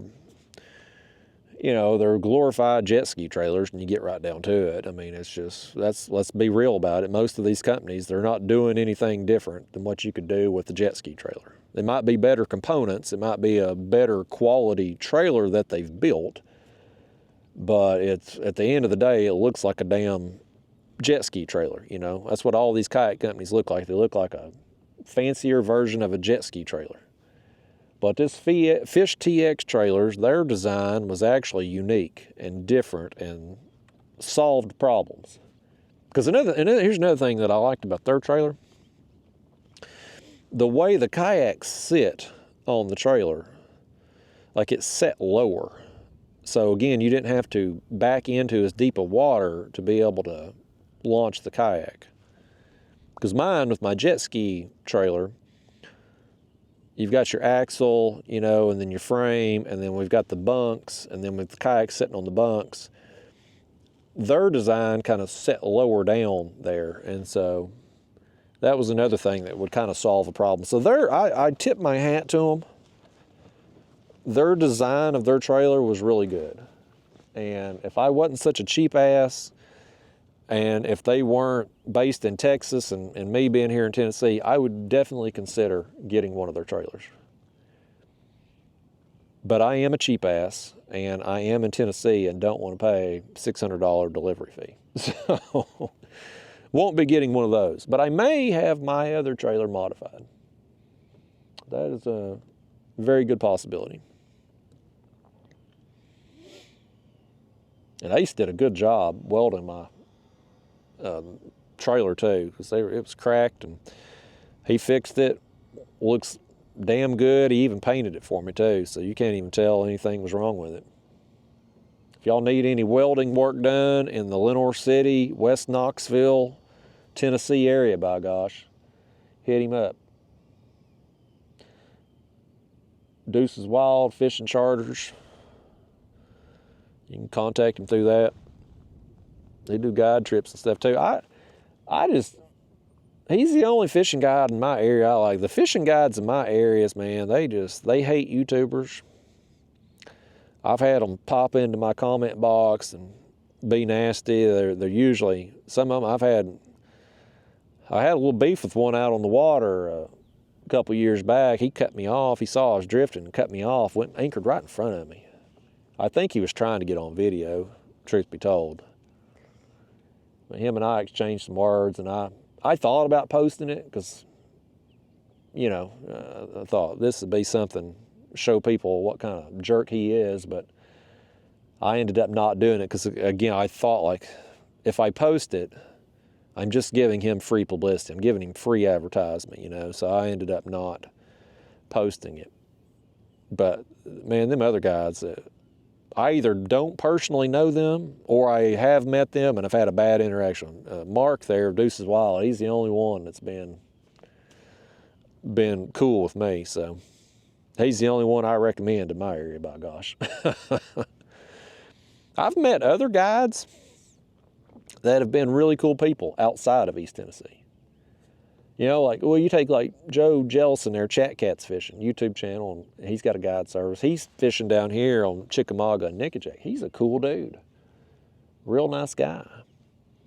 No drama at all with him. I'd recommend him to people. I went over there and fished with Zach Royce in Lake Gaston, North Carolina several years ago. That was back when he put planer board fishing on the map. And I was interested in learning about it at the time. Now, obviously now, y'all know my thoughts on planer boards. I hate fishing with planer boards now. But at the time, I didn't know, you know, and I wanted to learn. And he was the person I felt was best to learn it from because he was so good at it. And I went over there and fished with him, and he was awesome, man. He was a cool guy, man. I really like Zach. I'd recommend him to anybody. And I fished with Josh Brown there with Backwoods guide service there in Alabama a few years back. There was a friend of mine. He was going down there to take a trip, and he messaged me. He's like, "Hey, you want to come along?" And I was like, "Well, sure, I'll go down there," because I'd wanted to fish with Josh anyway, because he's well known in the catfishing world. He's won a lot of tournaments and stuff. And I just wanted to. I didn't care nothing about catching any fish on the guide trip. I just wanted to talk to him, pick his brain, you know. And we went out there and fished with him, and awesome experience. I mean, Josh was a good guy, and you know, didn't hold anything. Some of these guides, and I've met a lot of people, you know, that come up and they know me from YouTube, and they talk, and they'll talk about how they've fished with such and such guides and the experiences they've had and stuff. And a lot of these guides, they basically just want you to reel in fish and shut up, you know, don't ask questions because they don't want to give out any information. They just want to bait hooks and you reel them in. And people like Zach and Josh and Joe and, you know, my friend there, Martin Rocky, Deuces Wild there back home, like all of those guys, just super, super nice, very forthcoming with information. This is what we're doing. This is why. This is what we should expect, blah, blah, blah, blah, blah. Like you can actually learn something fishing with them. And that's what I mean, if, you know, and I guess it's just a difference in people. You know, I guess if you were going somewhere and you weren't into fishing that much, you were just on a family vacation or something, looking for something to do with your wife or kids, you might hire a fishing guide. As this rod over here got hit. Okay, he's got it. Let's reel this one in. Oop, hit my pedal there, y'all. Boy, some of them clouds over in that direction's dark. Y'all, hey, I hope this weather ain't gonna move in a little early. We ain't gonna fish too much longer today anyway. I was just gonna fish till about lunch today. Go back home. I ain't got nobody to let Daphne out today, so I can't. Oh crap, he come free. Did he get her? He got her bait too. We got robbed, y'all. Somebody call the law. One of you's called 911. We done been robbed out here. Dadgummit. I'd have give him the bait too. Just let me reel him in. I'd have give it to him. We ain't being conservative out here today. He done stole from us. That fish stole our bait. And if he'd been on video, he might have won y'all over. He might have stole your heart if he had actually let us reel him in and get him on the video.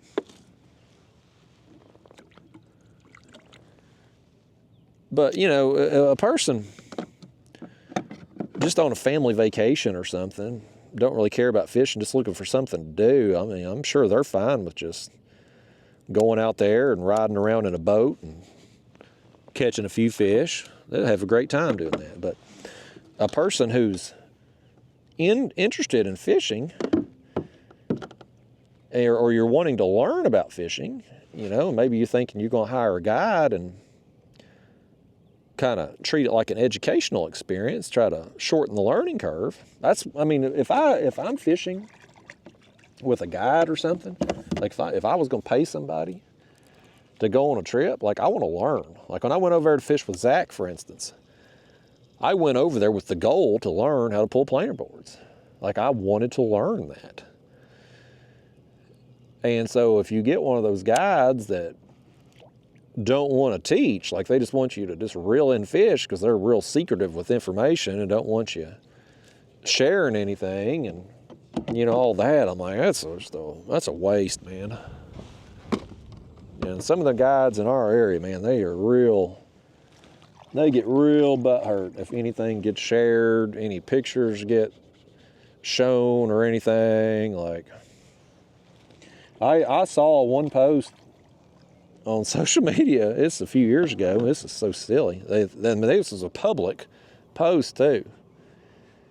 I thought, how stupid. But this guide, he's a well-known guide in my area. He was talking about if he had a YouTuber on the boat, or if somebody showed up and they were like wanting to film that day, he wouldn't take them to a premium spot, like where he was on fish at. Like he'd take them somewhere different. so they couldn't film a prime location there. And I thought,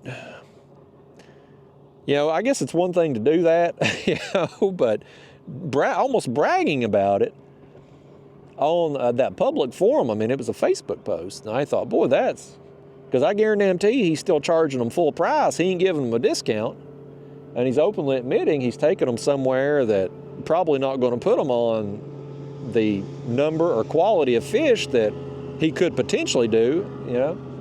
I thought that says a lot about him and the type of business he's running, But I mean, it was a damn public post, which I don't like that guy. That guy, he's another one. He's got the boot from my comment box years ago for being a smart ass.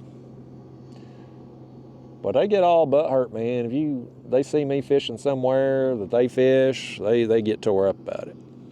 And I do burn spots, man. Like if I post a video here, like we got them nuclear reactors right there in the background today, and I've told you I'm on Chickamauga, so anybody local around here or anybody traveling down here on vacation, they can easily find where I'm at today. And we ain't got much today, but obviously recent trips down here for my regular viewers, we've caught some big fish here in this area. So if a person was trying to steal spots, it's easy to steal from somebody like me. And if I'm fishing an area that fishing guides fish, they tend to get a little upset about that. Because God forbid they go out and actually locate more fish. There's one guide back home, man. I can set my watch by where he's going to be and when. Like if I fish a certain area of the river, he fishes that same area every day. Like if you book a guide trip with him, all 200 clients he takes out a year, if he gets that many clients, they're all fishing the same spots at the same time of day.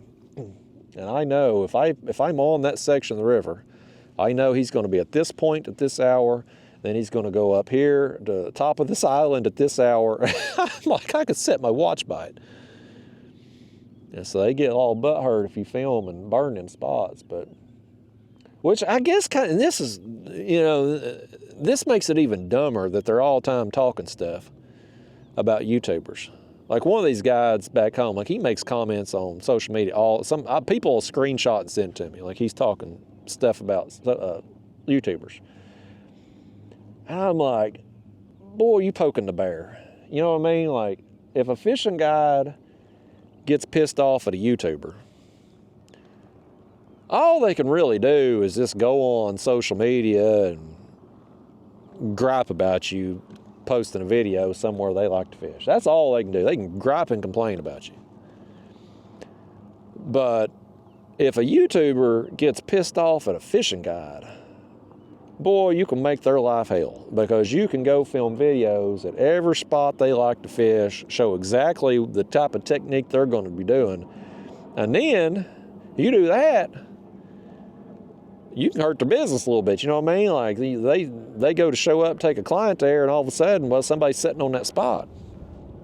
Or people that's just genuinely wanting to learn, and they've already got their equipment, but they would just maybe hire that guide to try to teach them how to fish for that species of fish or on that particular body of water. Well, if you go out there and film videos and you show them the kind of gear you need and the techniques and how to do it, well, maybe they don't book that trip. Maybe they just come down and bring their own gear and just go try to do it based on what they've seen on your videos. So you got a chance as a YouTuber. If you wanted to be vindictive against one of them guides running their mouth at you, you could potentially hit their bottom line a little bit, you know what I mean? Whereas they really can't do nothing to you. And somebody out there might say, well, they could do something to you in the parking lot. They ain't going to. They run their mouth on social media. They don't say shit to you when you're actually at the parking lot at the same time they do.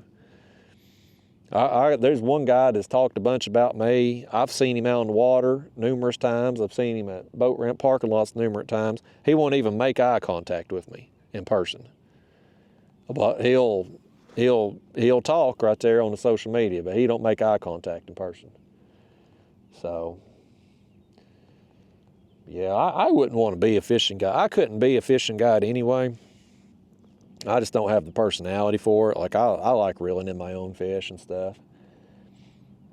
And it's not something I looked into it a few years ago because I'd had so many requests. People see me on YouTube and I still get a bunch of requests now. People want me to take them fishing and stuff. And so I had done the due diligence, just looking into licensing and insurance and gear and, you know, stuff like that, just to try to figure out what it would take to do a guide business. But at the end of the day, it just ain't really worth it, in my opinion. I mean, I guess if you're down on the beach and you're running saltwater guide trips and you were running like multiple trips a day and you were able to charge a premium on your fees, because like those saltwater fishing guides, you look them up, man, they're pricey. You're going to spend $1,000 minimum for them. The local guides around here, I mean, you can $350 to $500 for a full day. You know, it's not that much. And so you figure these guides around here, let's say they get $500 for a guide trip for a full day, right? So you take off your expenses right off the top. So they're not getting the full 500. Whatever profits they got left, they're going to pay taxes on. At least if they're doing things on the up and up. And I'm sure a lot of them running cash businesses probably ain't turning in all their trips on taxes. I wouldn't judge them for that, you know, because we all trying to get out of paying taxes as much as we can. But either way, $500 guide trip minus the expenses, minus the taxes, they're not getting that full amount. And then it's like, how many trips can you run a year? Weather's going to knock you out of some. Obviously, spring and summer months, the casual people, the vacationers and stuff, they're going to book trips. If you get peak season bites, those trips, probably just from return clients, will probably book those days. But man, there's a lot of days throughout the year where I don't think they're going to stay booked. I mean, if you get somebody, you take somebody that's like a Zach Royce type, right? Like, he's a well-known fisherman, well-respected, broke the North Carolina state record blue cat twice in 24 hours. Like, he has a big following. So somebody like him can stay booked 7 days. He can work as much as he wants to, man. He could run multiple trips a day, 7 days a week, and people's going to want to come fish with him. But like the guides in my area, man, just Joe Blow fishermen, social media marketing, you know, maybe they got which ironically, some of them do have YouTube channels. They talk crap about the YouTubers, but then they have YouTube channels of their own. But like, they're not staying booked 7 days a week, 365. So it's like, really, how much, when you factor in how many days a year they work, the expenses they have, just upkeep of the boat and licensing, insurance, and all that stuff, the Coast Guard requirement, all that stuff, it's like, they ain't making that much money. Which I guess is why they're always so butthurt all the time, because they're probably feeling the pressure, you know. More guides pop up, more YouTubers pop up, it hurts their businesses, which probably aren't doing very well anyway. You know, I guess that's probably part of the stress of it for them. Now, we do have a lot of guides in the area, man. You try going below any of the dams, buddy, it's fishing guides. We got local guides here that run catfish and striper trips, and then we got all these North Carolina guides. They come over here. I guess the fishing's better for stripers here in Tennessee than it is in North Carolina, so they'll come over here and run trips. And so there's just a ton of competition for minimal business. Now, I guess the pressure gets to them. But either way, man, you know, as a fishing guide, you're your own boss, obviously. So you're working for yourself, which is nice. But I mean, at the end of the day, you're kind of just, it's your own business that you're running, but you're essentially an hourly employee because you're charging a rate for the guide trip for X number of hours, let's say, and there's only so many hours in the day. So your money, your income is capped based on how many hours you can work and how many days you can get trips for. Like you're capped on that. It's not like if you're running you started your own business and you're selling something and maybe your product goes viral or whatever, you know, and you get a bunch of extra sales one month. Like there's no cap on how many sales you can get as long as you got the product. If you're doing a business like YouTube, for instance, I mean, you post a video, you don't know how many views it's going to get. I post this video here today. I may get 100 views. I may get 100,000 views. I may get 100 million views. Like the potential is endless. And in this video, I post this video today. I'm filming this video today. It's not going to be posted same day, but you know what I mean? Like if I post a video one day, that video will continue to go on. Like I've done one day's filming, but that video will get views indefinitely. I mean, I got videos from years ago on my channel that's still getting clicks every day. And those clicks, I mean, they're not worth a lot, but cumulatively over the course of time, and you get a big catalog of videos, like it adds up. I mean, I literally make money when I sleep, as crazy as that sounds, because people watching the YouTube videos all hours of the day, and those clicks, man, they just add up. But as a fishing guide, like, it's just one of those businesses where you're capped. Like you're as a fishing guide, you could literally plot out, like if you fish 7 days a week, 365 days a year, like you would know exactly how much money you're going to make. Like you're capped. It's just you're an hourly employee of a business that you run. So you're your own boss, which is great, but you're capped. So I don't have a personal desire to do it, you know, just from an enjoyment level. Like it's not something that I would want to do, but also too, from a business level, if I was going to start a business, I don't think it would be a business that I would really want to get into just from financial perspective. So I think if you wanted to be a fishing guide, you would have to genuinely want to do it. Like it would have to be something that you are passionate about. And, you know, fortunately, like, you know, again, Zach Royce, man, a prime example, passionate about it, man, loves it. Josh Brown, I would totally recommend, you know, super nice guy, very, very knowledgeable, very passionate about it. Joe Jellison, see, he does guiding down there at Kayak Catfishing, but he's also got the guide service for him as a side hustle. He's a teacher. And so he's got his regular job, and he just does it because he likes it on the side. He enjoys it. It's just, you know, side hustle money for him. So that's probably another reason why he don't get all butthurt about stuff, because it's just extra money for him. And if he's got a weekend and he doesn't have a guide trip booked, well, great. He just goes fishing himself that day. So he's going fishing either way, you know. So he doesn't get all tore up about stuff like these guys that are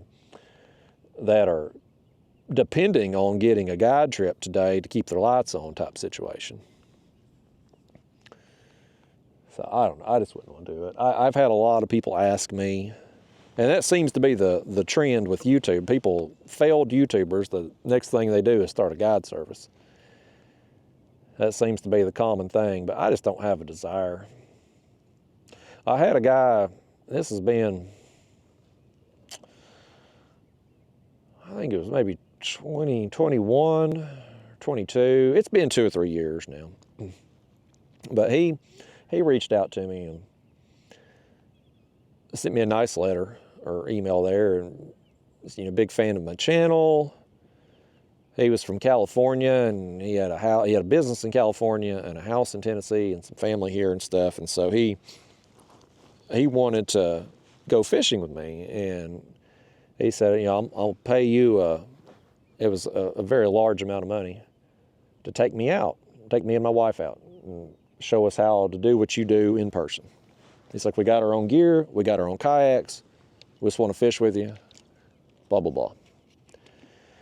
And I looked at the sum of money he was offering, and I had to think long and hard about it, folks, because it was a large sum of money. And And so I dwelled on it a little bit. But at the end of the day, I was like, I'm not licensed. I'm not insured. I don't know this guy. I just didn't feel good about it. And and plus too, I'm not a guide, like I come out and I fish how I do. And I'm okay with the results. Like, we've got some fish out here today. My expectations were high coming out here. I thought we would get bigger fish than what we've got so far, and hopefully more of them. That hasn't panned out as of yet. But there's other days I go out and maybe I don't get that big fish.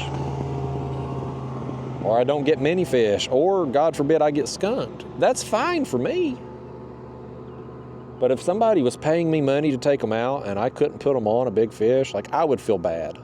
Like, if they had traveled to me, took time off their jobs, expenses, not just paying the guide fee, but also hotel, fuel, food, and I couldn't perform for them, I couldn't put them on a big fish, I would feel bad. Like, I would genuinely feel bad about that. And so, anyway, this guy, he had offered me that sum of money there, and I thought about it, and so I messaged him back, and I'm like, I'm not licensed, I'm not insured, I don't have any experience guiding, I just don't feel good about it. But I told him, I was like, look, if you just want to fish with me, I have a friend, Mark Naraki, there, Deuces Wild Fishing Charter. I said, he is a licensed Coast Guard captain. He's insured, he runs a legit guide service off his boat there. I said, if you want to book a trip with him and fish with me, I will join you on the trip. And so this guy, he was fine. He was cool with that because he just wanted to fish with me and learn from me on the water. So he booked a trip with Mark, and I joined and met with him and his wife, and it was a good experience and all. But that was a unique situation because, he wasn't coming down with the notion of catching a certain amount of fish or a big fish. He just wanted to fish with me, basically, and pick my brain and learn out on the water that he was going to be fishing. Because, again, he had family and a house here in Tennessee, too. And so he wanted to show him some places out there, talk to me, fish with me, etc. So that was kind of... And we caught some fish that day, too, on the trip, too. It was a productive day, fishing-wise. But, you know what I mean? Like, even if we hadn't... For what he was wanting, it would have been a successful trip. But, I only considered that. I considered it because of the dollar amount he had put on there. Like, he was, and, he was well off. Like, he was, his rationale that he told me was like, look, I'm a big fan of your channel. I'm doing well for myself. I want to help you to succeed, and I want to meet you and fish with you. So I'm happy to do it. He had me plug his business in a video. He didn't want him and his wife filmed. He didn't want like a video done out there that day. But he said, just plug my business in one of your upcoming videos or live streams. That way, and send me a link to it, and he's going to write it off on his taxes. He's going like an advertising expense. And so, he was cool with it. And it was, certainly worthwhile to me. But if it was just like a normal guide rate, like I wouldn't, I wouldn't have any interest in it. And you better believe, buddy, my friends, Mark, after that, he was like, look, Justin, we need to use this. Like, if he's willing to do this, to fish with you, there's other people out there willing to do this, to fish with you. And so he was wanting to start a whole business around, and Daniel there, Catfish Sumo, Daniel had a pretty good idea with this. And it was another thing that I kind of considered for half a minute before I said no. But Daniel was like, why don't we create a fishing experience? Like, it wouldn't be like a guide trip where you show up and you fish 4 hours and call it a day. Like, bring people in. Somebody wants to fish with you, do it over like a weekend, right? Like, they come in the night before, we arrange their either a hotel or a nice Airbnb or something for them and their family. We meet up with them, have dinner with them, all that, go out the next day, supply their gear, like, you know, be through Catfish Sumo there, so Daniel owns, so whatever rods they're using that day on the trip, like they'd take all that gear home with them. They'd have these guys are nice, they actually weigh. But Daniel would have like a tackle box for them with sinkers and hooks, you know, all the supplies. So like, for instance, if somebody was a fan of my channel and they wanted to learn how to catfish, just getting into the sport or something, like they would come on this trip, hang out with me and Daniel there the night before, have all their meals and lodging and everything included in it. Then the next day, go fishing, maybe fish for a couple days, you know, depending on the situation. And then when they leave, they would have all the gear they needed. Rods, reels, line, hooks, sinkers, like everything they would need to then go back home and catfish, you know. And so we thought about, you know, Daniel's a good salesman and he's tried selling me on this. And I did kick around that idea. Oh, that fish is kicking around a bait down there. It's been a hot minute. Let's see if he'll actually, I can't tell with that one. We're gonna pick up on, I can't tell if he's a good one or he's gone, is what he is. I wasn't sure if it was a small one that was kind of just trying to pull on the bait or if it was a big one that was just sitting there with it. Let's see if he's got our bait.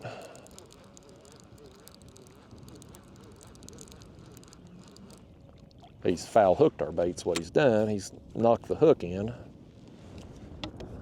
Bait's still in pretty good shape, but it's just, he hit it in such a way that hook point turned back in on the bait. There we go. But, you know, something like that, like the way Daniel pitched it to me, because, you know, I have zero desire to be a fishing guide. But Daniel was like, you won't be a fishing guide, Justin. This will be a teaching experience, basically. And it would be limited, right? Like 5 weekends a year or something. That way you don't have to do it all the time. Just commit to like 5 of them. And if they don't all get booked, well, then that's even less you got to do. But I was like, Daniel, I'm still going to have to go through, I've still got to go through the hassle of marketing it. I've got to go through the hassle of getting the licensure for all this and the insurance for all this. Like, I've still got to do all this stuff. I got to get other kayaks. I got to rig a trailer to be able to haul the kayaks. Like, there's a lot of stuff that goes to it, you know, to even go about this. And then, of course, you get the backlash too. Like, you know, it's obviously something like that, you know, where lodging and food and gear and all that's included in the price. And I'm sure he would structure it different ways, like if you wanted to find your own lodging or, you know, didn't need the gear, you know, something like that, probably different prices, but it would be expensive for sure. And so if you post something like that, even if it's like a whole weekend experience, lodging, food, gear, everything included, your haters and your, you know, these other YouTubers that always want to knock you down anytime you try something or do something, I promise you they'd be all over social media saying, there's that damn Justin Kayak Catfish trying to charge a ridiculous amount of money to take people fishing for a few hours. You know, everything would get spun around on me and shared around. I'm like, it would be more, I think the negative would outweigh the positive. Not only with, I mean, I would hope the positive would be good for the people who actually went on the trips. Like, I would hope it would be really good for them. But from a business perspective, I think there would be more negative that come out of it than positive for me. So I don't really have any interest in it, but who knows? Who knows what'll happen in the future? Just one of them ideas that got thrown at me, and you never know. As the $1 Million Man Ted DiBiase used to say, everybody's got a price. So, you know, enough money gets thrown at you, I guess I could be a fishing guide for a day. But I'll tell you this, my price is a lot higher than these guys that's sitting below the dams every day. I can tell you that. How the hell did I get on talking about these fishing guides? The conversations we get on these videos, y'all. The conversation just flows where it flows, man. The sun's coming back out. Is my camera still rolling? Yeah, we're still good here. Boy, are we really over 3 hours into this? Holy cow, what time is it? I didn't think it was that late. Oh gosh, it's 11:07. Wow, I ain't gonna fish much longer, y'all. I gotta get Daphne. I'll let her out there. I got a hour and 20, hour and 30 minute drive home. I know it's pretty crazy to drive this far to come down here and fish for, 4 hours or so, but hell, I mean, I've just been on a good bite lately. It hasn't worked out so much today. I mean, we got a couple nice fish. We haven't got the quality today that I've gotten recently, at least so far anyway. But, I mean, and I mentioned this earlier, I'm like, we're getting 75 degrees. We're getting close to spawn. At some point, this big fish bite's gonna tail off. But it certainly hasn't been a bad morning by any stretch. I mean, we've got several fish and a couple good ones. I've had a hell of a lot better today fishing with 2 rods out here than what I did fishing 4 rods up there in Kentucky over the weekend. My 3 fish in 8 hours. We had got more fish here in the first hour than what I got up there at 8. Our 2 biggest fish here was, our longest fish here was not too much longer than my whole score up there at the damn tournament. So, I mean, we've had a much better day today than what I had up there. Yeah, we'll fish here a little while longer. I mean, with it being 11 o'clock,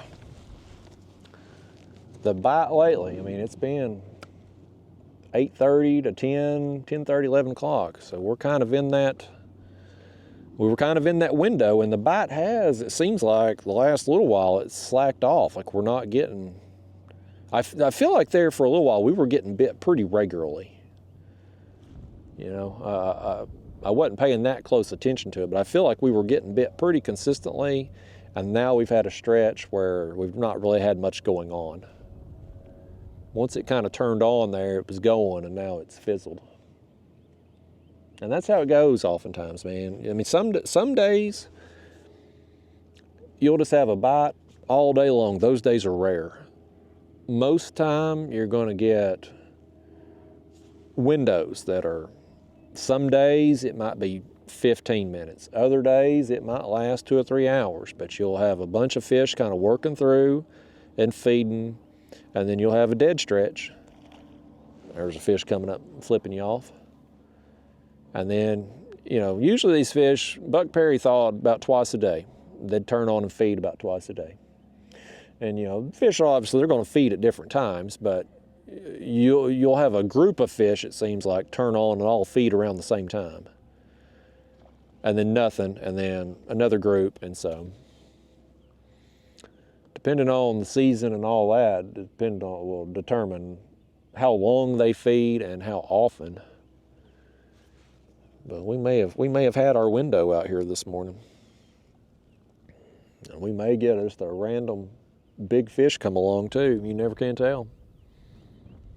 The day that I had fished this spot before, and I had all them crazy, weird things happen, the very end of that trip, when I stopped filming, I was about to stop filming. It was in the last few minutes of that video. I caught a monster. I caught a big golly whopper fish. So, you know, I mean, you never know. You got lines in, you never know when that big bite's coming. It could happen anytime. But I typically like fishing when I do. Most of the time, this time of year, I'm getting out at sunrise, taking advantage of that bite at first light, but it's just, lately, that first light bite hasn't materialized. It's 8:30. Now, next time I come out, I may be on the water at sunrise just to see, is the bite better? Because it's been, you know, and who knows, I don't know if I'll come back down here. I got a couple days here to figure things out, because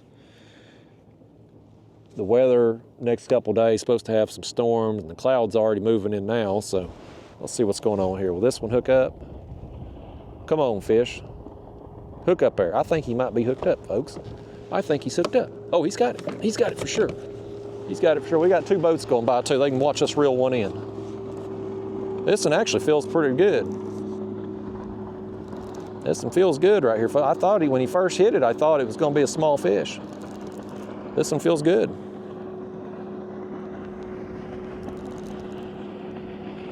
Y'all wave at them fellas in the boat. I got my hands full. I waved. I stopped reeling there for a second to wave. They're still watching, buddy. They're seeing the live show out here. Oh, crap, and he come off. See, I shouldn't have waved, y'all. Why didn't you wave for me? Why didn't you wave? That's your all's fault we lost that fish, I guarantee it. I gotta blame somebody. It ain't my lack of fishing skills. That's your all's fault.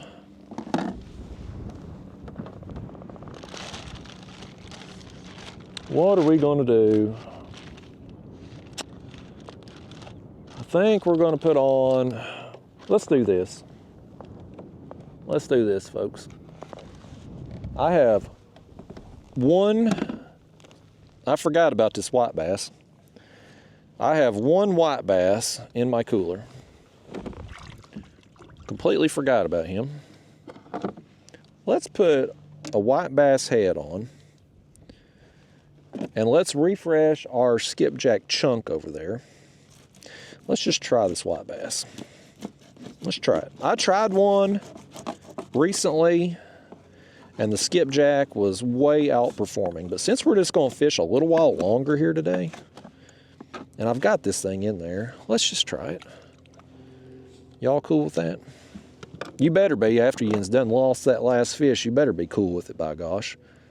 I'm glad them guys had already got down a ways in front of us there and didn't see me lose that fish. That'd have been embarrassing. It's one thing to embarrass myself on video. It's another to do it in front of a in-person audience.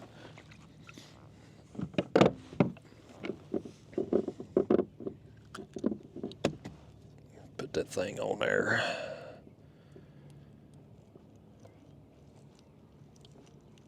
Well, I can't get that thing threaded through. There we go. You know what? Here's something else I need to do right fast, y'all. Here's something before we drop it down. That sun's popped out for a second. Here's what we got to do. Get us a thumbnail. Let's do that while we got some sun, because I may not get an opportunity to do this after the filming's done today. Hold that thing right there in front of the camera. Y'all just might see that right there as the thumbnail of this video, possibly. There we go. Okay. Down it goes. White bass head. Let's try it out.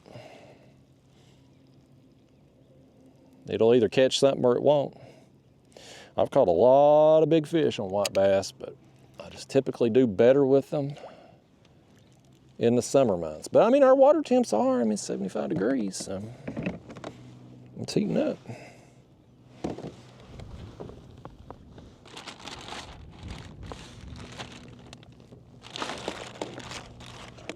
Let me grab this other skipjack here. Let's see if we can't cut another piece and refresh our other bait while we're at it. Since we're just gonna fish just a little while longer. Go home today, get Daphne the dog, reach back out to that guy that allegedly wants the bicycle. One of them anyway. I still need to do them. If the rain holds off this afternoon, I do still need to film them little riding segments and do the social media pictures with the tricycle. That thing's just a piece of junk, man. It amazes me. I mean, a lot of these bikes that I have gotten have been really good. Like, I keep one all the time that I run Daphne around on. And the one I've got that I've kept for us, I think I've got like 200 and something miles on it now, just riding around my yard. And my yard's bumpy, man. It'll beat the hell out of you. And that bike has held up well. But boy, this tricycle, what a piece of junk.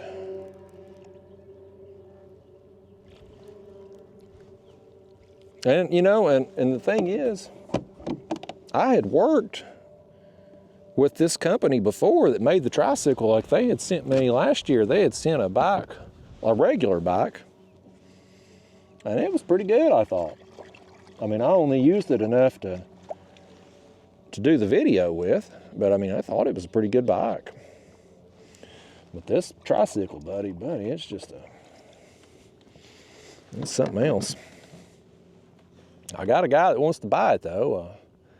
I've had a fella that's bought a bunch of the other bikes, and he had reached out and asked if I had any for sale, and I'd showed him. This is before I'd got the tricycle put together and all, but I'd told him I'd got them other two there and had that tricycle I'd have ready at some point soon. And he said he'd take that tricycle. He wanted it. He said he's going to get it for his mom. And I'm going to reach back out to him when it's time and tell him, like, look, babe, I don't think you want this thing. If you do, you can come try it out. But he's bought several of my other bikes that I've had. He's bought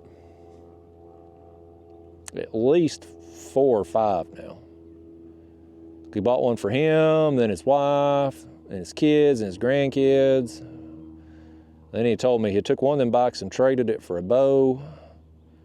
So, hell, I don't care what to do with them. Don't matter to me.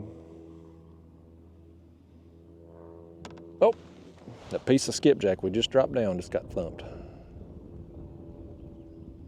He's messing with it. Y'all actually going to reel this fish in? Or are you going to lose it like you lost the last one? That last one felt like a better fish. This one here, on the other hand, has come off. Y'all can't, boy, we started out so well. He's knocked the fly up around the bait too. There it comes. No, that's what the problem was. He foul hooked the bait. There's another one there that hit the bait and hit it in such a way that the hook turned back in.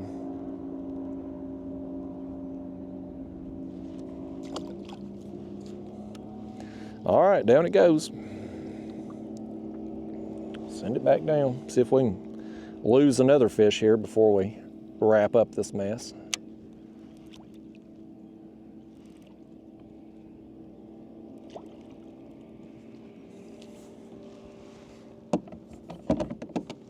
I'll tell you something else I got to do too, for the 3 of you still watching. If you're still watching, you might actually give a crap.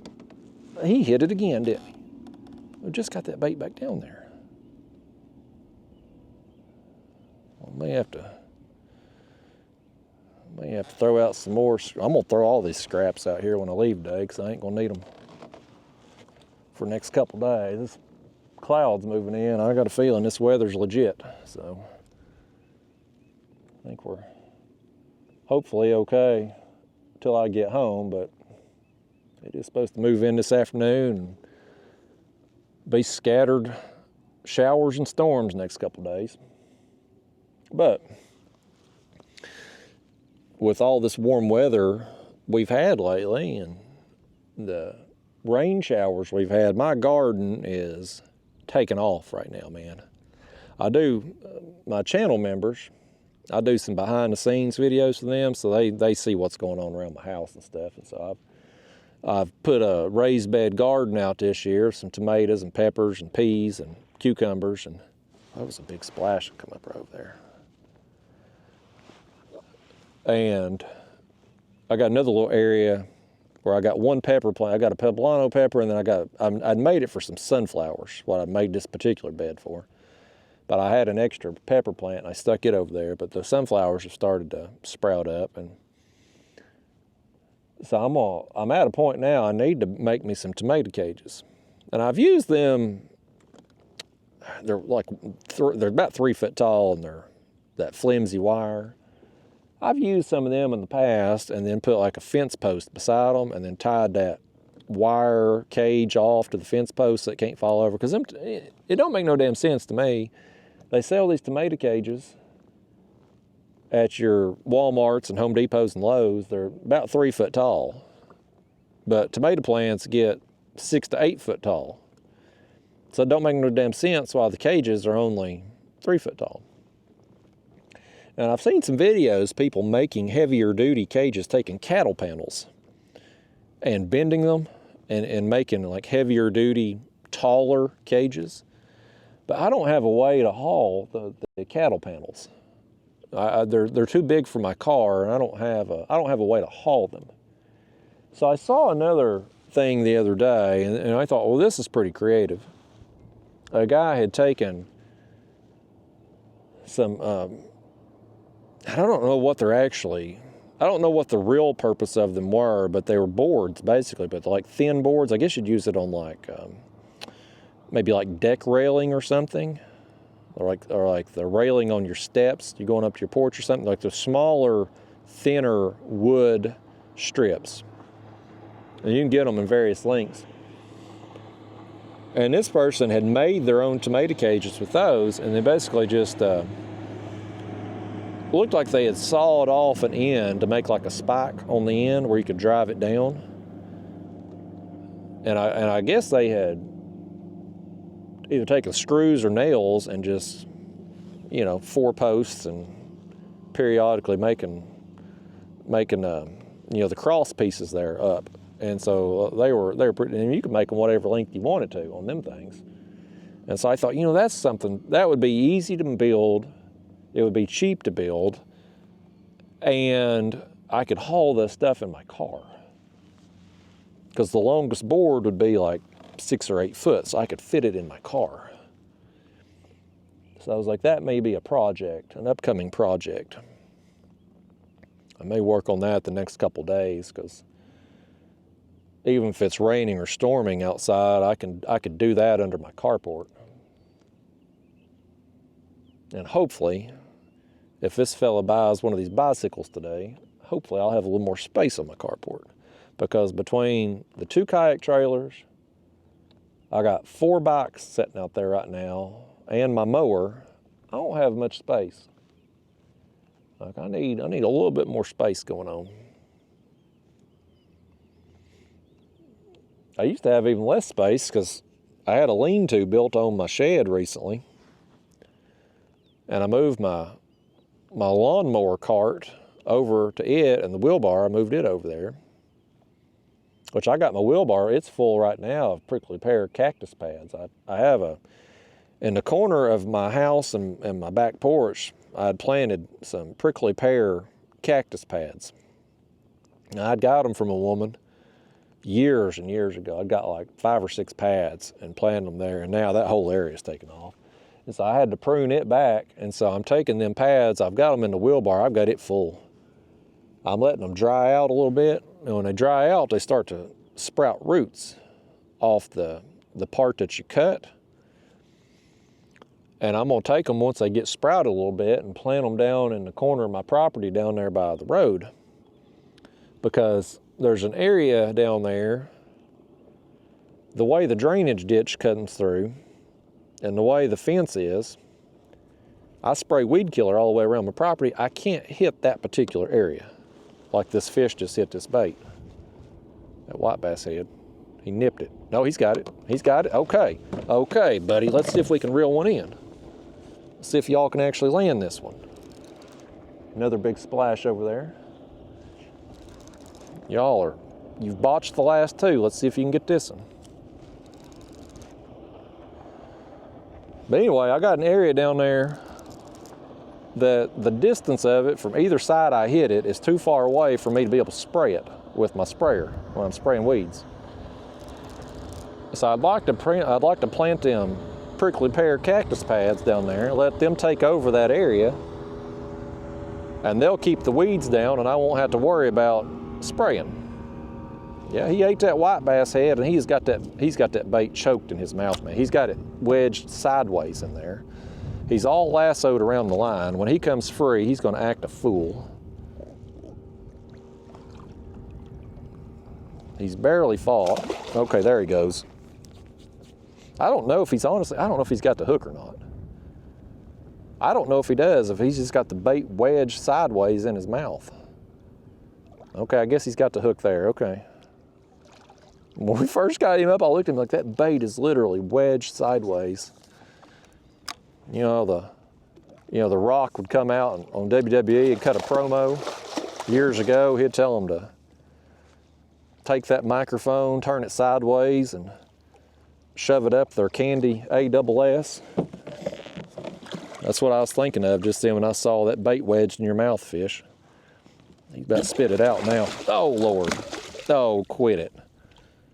You old fish. You're going to learn to act like somebody now. Come in here. Whoa, hey, quit it. I done got hit in the gonads the other day, buddy. We ain't doing that again. Come here, fish. Open up. Open up, fish. Hey, quit it.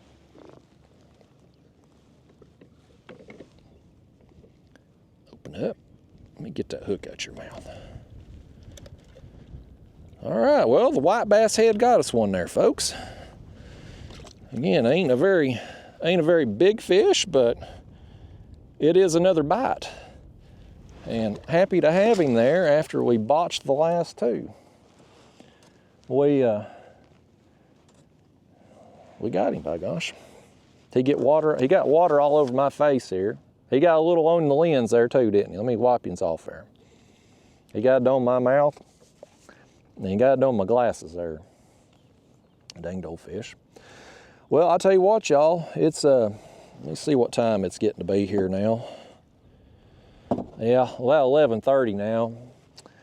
I think I'm probably going to wrap it up here in the next little bit and get on home to Daphne the dog. So ending the video on a fish is a good way to go out, I suppose. I'll probably drop that head back down, sit here a little while. I'll give it a few more minutes. But we'll go ahead and just wrap up the video now. Y'all surely are tired of hearing me talk at this point. We've rambled on about everything today, ain't we? We've talked about it all today. But thanks for coming with me, y'all. Hope you're having fun doing this. I'm having fun with it, man. What you're seeing me do out here today is exactly what I'd be doing if the cameras wasn't rolling. I mean, this is what I like doing. This is how I like fishing. It don't get more fun than reeling in fish on a suspended bait. When you got, today 45 feet of line out, you get a big fish, which were hard to come by out here today. We very limited on the good quality buys, but boy, the ones that took it down, though, a dang good time, man. I love it. So anyway, probably gonna take a couple days off from fishing because of the weather, and then get back after it. I want to do some more carp fishing. My unedited carp trip has not come out yet as of me filming this video. I've got it scheduled, but curious to see how it does because I'm in the mood to do some carp fishing. The carp bite has been on lately, and so I'm going to go do some more carp fishing. I would like to see how that video performs to see whether or not I want to film or not. I'm going to go regardless of whether or not I want to film, whether it's worthwhile or not. We'll see. And also, man, I want to do some ultralight fishing too, because I just got a lot of fishing I want to do. That's the thing. I got a lot of fishing I want to do. And we got these upcoming tournament trips. Got Nickajack next, and then Sandusky Bay, and then Hoover Reservoir after that. So got some upcoming plans for trips. Got a lot of fish that need to be caught. Just need me and you to get out there and actually catch them, by gosh. But I'm going to drop this head bait back down, get out of here in a little while. And yeah, y'all, I guess that's a wrap. I'll see you in the next one.